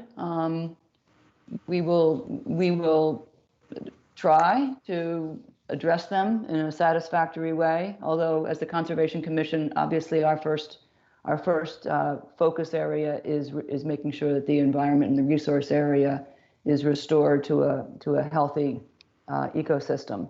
And Janet, yep. It's also important to note that for view corridors to be permitted, they aren't permitted forever, in which case an RDA for a view corridor, while I think it was a really great thing to go through the permitting process, those are valid for 3 years. And to Mr. Webster's point, the established view corridor has to be permitted, and most people spend quite a bit of money to have that, or time to have that put on their deeds to be able to be maintained. So I haven't looked at Mr. Webster's corridor, and maybe that exists for that property, but I think that's worth considering, the conservation to consider that as well. Yeah, and I would just say one last thing. This is Mr. Driscoll, and we appreciate that. And again, I appreciate everything the commission's doing, but also keep in mind that we did a lot of additional planting. I think those are cypresses, a lot of indigenous species, to help with the environment and to help preserve it as well. So we just really would appreciate your consideration, particularly if you're planning on putting a long-term restriction on this property. Thank you. Okay, thank you. This is Maria Donahue. I'm not sure. Yes, Ms. Donahue, hello. And we have a few things we would like to talk to you about. I just want to make sure, since this has been going on since July of last year, that you recall that we had the meeting with the DEP, and we also per your enforcement order, hired an outside arborist, which we had already paid for one and got another one based on your recommendation. And so between the DEP and the two arborists that were hired and were part of this issue, they all said the same thing, that there should not be big trees coming in that could potentially kill the trees that are trying to grow back. So, you know, I do respect the commission, but I do feel because to the same issue of Maria, you're breaking up. You're breaking up. Can you turn off your video? You're breaking up. Okay. Can you turn off your video? It'll probably help your audio. Okay. Turn off video. Just hover over the bottom of the bottom. There you go. Now that should help your audio. Okay, very good. So, you know, I think we all agree that the goal is to allow for the move forward. And I think that we've tried to comply. I also feel like the commission, for whatever reason, takes strong exception to what happened. And maybe you're losing the focus because ironically, you don't seem to care about what happened in the front or on the side or anything else. And right now the yard is completely neglected, and we want to work with you and respect, but we also want to try to move forward and look at the big picture here, because it is really more than that. I mean, we are technically there a couple of weeks a year. We have other things to do. I think we paid our dues on this. And I think what you don't realize is, you know, this is going to affect your tax revenue, because our management fees for this property have now skyrocketed. You've got neighbors that are now affected by this. And I just think that you have crossed the lines of being reasonable. And I don't think that you understand that sometimes, because you're there just looking at checklists. And Teresa had bent over backwards with this 14-page outline, and it's beautiful. It's magnificent. And I just don't that you could really look at us all right now and say that this should not be approved.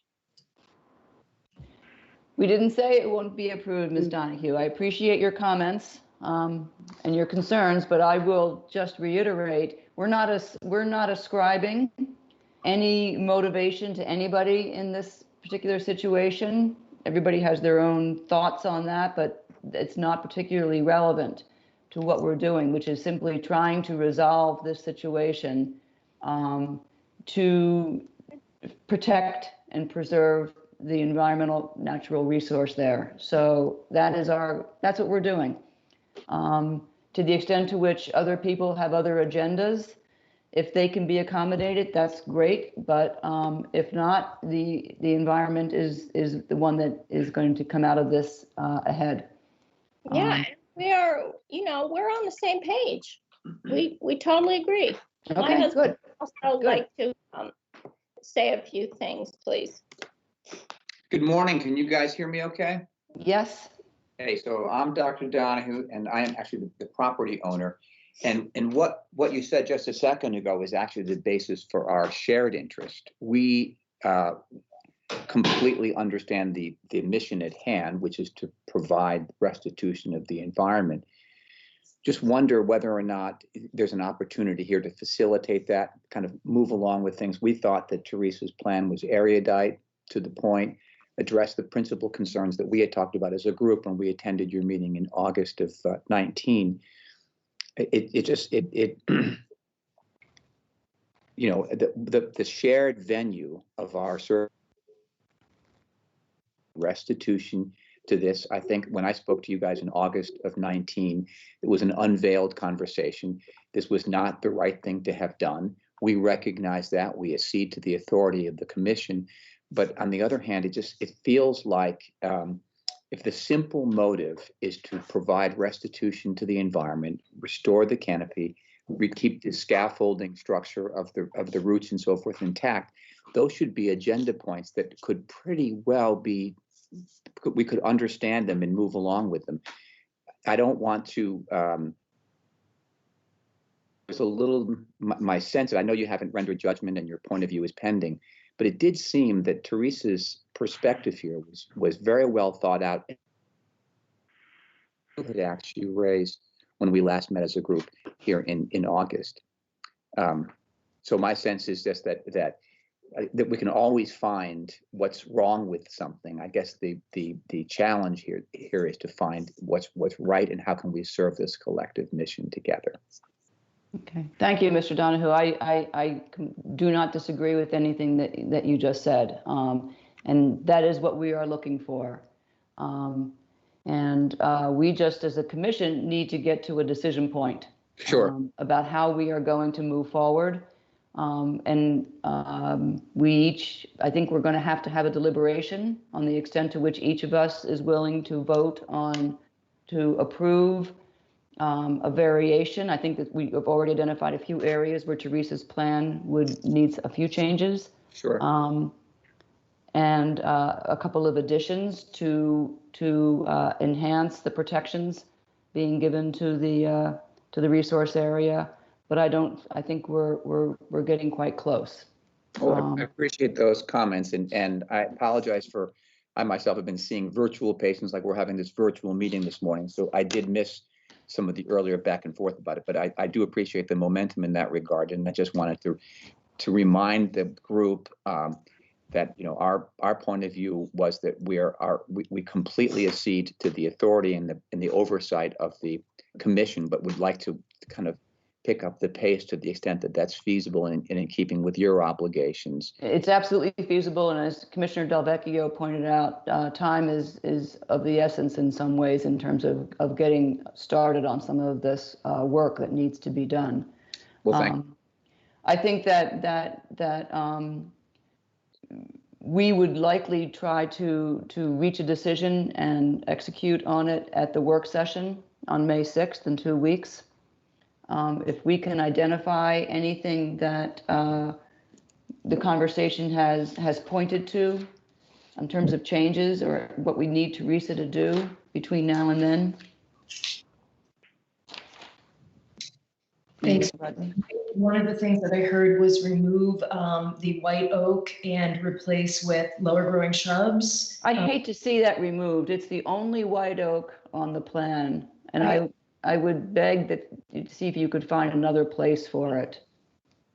Okay. I wonder if it may make sense to propose to remove one of the pitch pines and replace it with, because we do have 2 other black oaks and then pitch pines squeezed in there. So maybe replace one of the black oaks with a white. Yes, I mean, I'm speaking out of turn here. I'm speaking for the whole commission saying I would prefer that. And you have 3 pitch pines going in. Now we need to, you also take into account the oaks that are starting to resprout. Right. Am I correct in when I looked at the site that the pines do not do that? They're not actually, the pitch pines are, and they're actually resprouting quite vigorously. They are? That's the pitch pine. Okay. Yeah, the only thing that won't resprout or regenerate are the cedars. There are a couple of stumps that are not resprouting for whatever reason, but a majority of the pitch pines are resprouting vigorously. Okay, well, that's excellent news, so that you could swap out one of the pitch pines and put in keep the white oak. That would be okay. Okay, great. This is Commissioner Clark. I had just an observation. Mr. Webster and Mr. Driscoll both made reference to having view corridors. The last thing we need is to get into a middle of something where we're imposing a plan that interferes with prior orders. Given the unfortunate circumstances in which the entire country finds itself. Needless to say, I know how difficult it would be with very limited staff to go try and find the orders and those sorts of things. But perhaps we could ask a favor of the neighbors if they have, I would assume, if it's that important, they would have copies of the orders that establish their view corridors, and they could share those with us so that we could take those into account in assessing restoration plans. Commissioner Clark, Teresa Sprague, I did forward that information to Callie and to Greg at DEP. I received copies of that from the neighbors and I forwarded it on to, so I believe Callie does have a digital copy of that. Yeah, and I forwarded it along to you. It's that RDA, which again is valid for 3 years. I don't know if there's additional orders for view corridors on behalf of Mr. Driscoll's property or on behalf of Mr. Webster's property, but I would echo what Commissioner Clark says, that I would imagine those folks would have orders of conditions because they are pretty important documents associated with their deed. If they could forward those along, that would definitely expedite the process. And this is Mr. Driscoll. I'm certainly willing to look at that, but I think it was, my sense is that it was more of, we went to conservation the 3 separate times just to, remove a few trees and to prune and clip, and then at the direction of the commission to replant indigenous species and additional cypress. And then we've been fine. There's been no need to trim more trees or anything, and in fact, there's a beautiful habitat that is growing there, and that's, as attractive as the marsh views and the water views and all of that. We just don't want, because it takes a long time for trees to grow, and we've done it periodically. I think we went in 03, 09, and in 2014, represented by Tim Kent. I just it would be much appreciated if, new tall growing trees, I've got a young family and we're there all summer, and I've been coming to Chatham for 50 years, and I hope I'm there for another 50, right? And I just would appreciate if we didn't replant things that we paid to remove that would then ultimately grow up into the view. That's all I'm asking for. Okay, thank you, Mr. Driscoll. So I take it then, Callie, that there are no orders of condition on this. It's just Right. they've received administrative review or RDAs at different times. And those have a fixed life. Yep. Of 6 months to a year. And I guess rather than being that it's 45 minutes past, I have construction meetings that I need to attend to move construction along for the town. Why doesn't Teresa come back with a revised plan? Why isn't that work done on Teresa's end rather than having it to be done on a remote setting? Right. I think that Teresa, it would be okay with you to have conversations with these 2 gentlemen and see how the plan can be finessed without losing any of the plants that are proposed to go in. If it's possible that they would be able to agree with it. This is Commissioner Holt. I have a question. Are the view areas we're talking about shown on the plan? They are not, because I was not aware of them when we designed this originally. Because I don't think there's any formal tree. There's no formal view corridor that we're right. I don't mean to imply that there is, but just the area where concern has been expressed.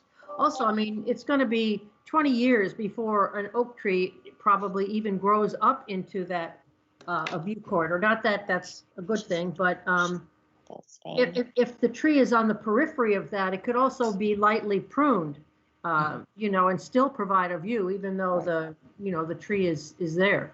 Right. Yeah. We would allow for that in the conservation restriction that we would ask for to resolve this, that there would be limited pruning allowed for the benefit of the views of the neighbors behind.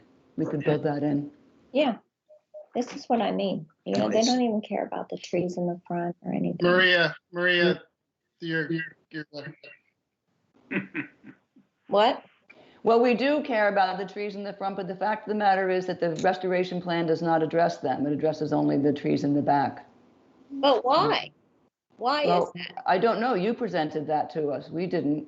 Well, I was told that you had said that there is a finite area that you will focus on, and it will only be my view. So is that incorrect? That's absolutely incorrect. That's incorrect because your property is in the wetland resource area as well as within the 100-foot buffer. And both the buffer zone and the resource area are under jurisdiction of the Conservation Commission. And we counted the trees that were removed in the front in terms of understanding the extent of the cutting that took place. So that was all calculated. I understand all that, but what I'm confused about only focus on the view. No, we're focused on restoring the canopy that was removed. Okay, we're trying hard not to. Has to do with habitat and other trees and so forth. And my point in saying this is that, you know, there are other issues that I feel should be addressed. And I just feel like if your purpose is to protect the habitat, or it should be more than the. Sorry, maybe Maria. I need to go back and understand. Maria, you're breaking up a little bit. We're having a little bit of trouble understanding. Okay. I just am misunderstanding. Seems to be wholly on the view.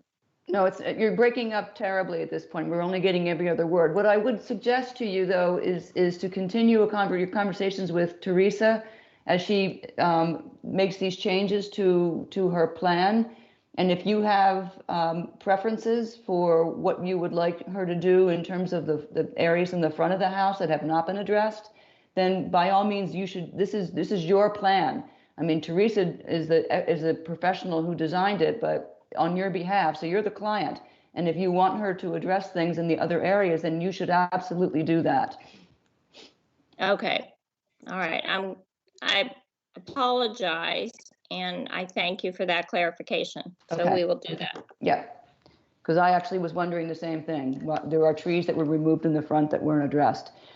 Okay, we need to wrap this up. So Teresa, is this possible to do this by the 29th so we can deal with this again and finish this enforcement at the May 6th work session? Like I said, I need to coordinate this with Maria and also with the Driscolls and the Websters. It's a lot, I know.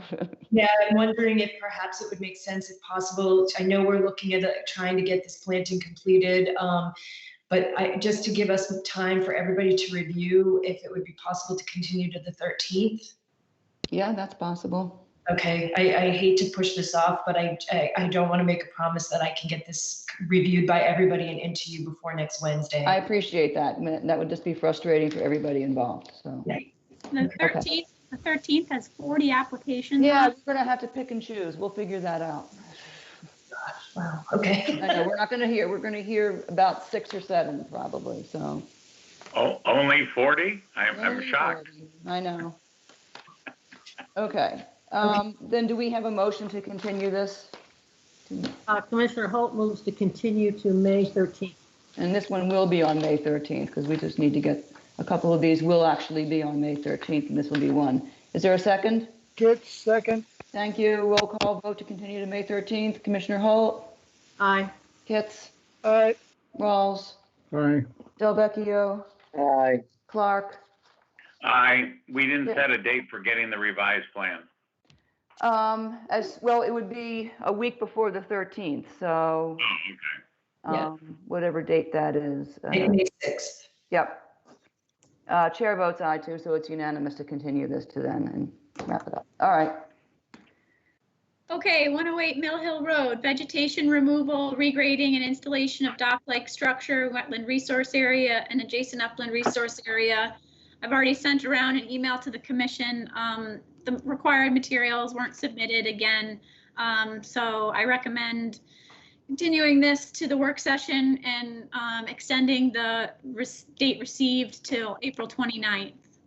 That would be okay. Can we send him back a copy of a an agreement to that and let him know that if the materials are not received by April 29th, we're going to start assessing fines. Okay. All right, do we have a motion then to continue this to the work session?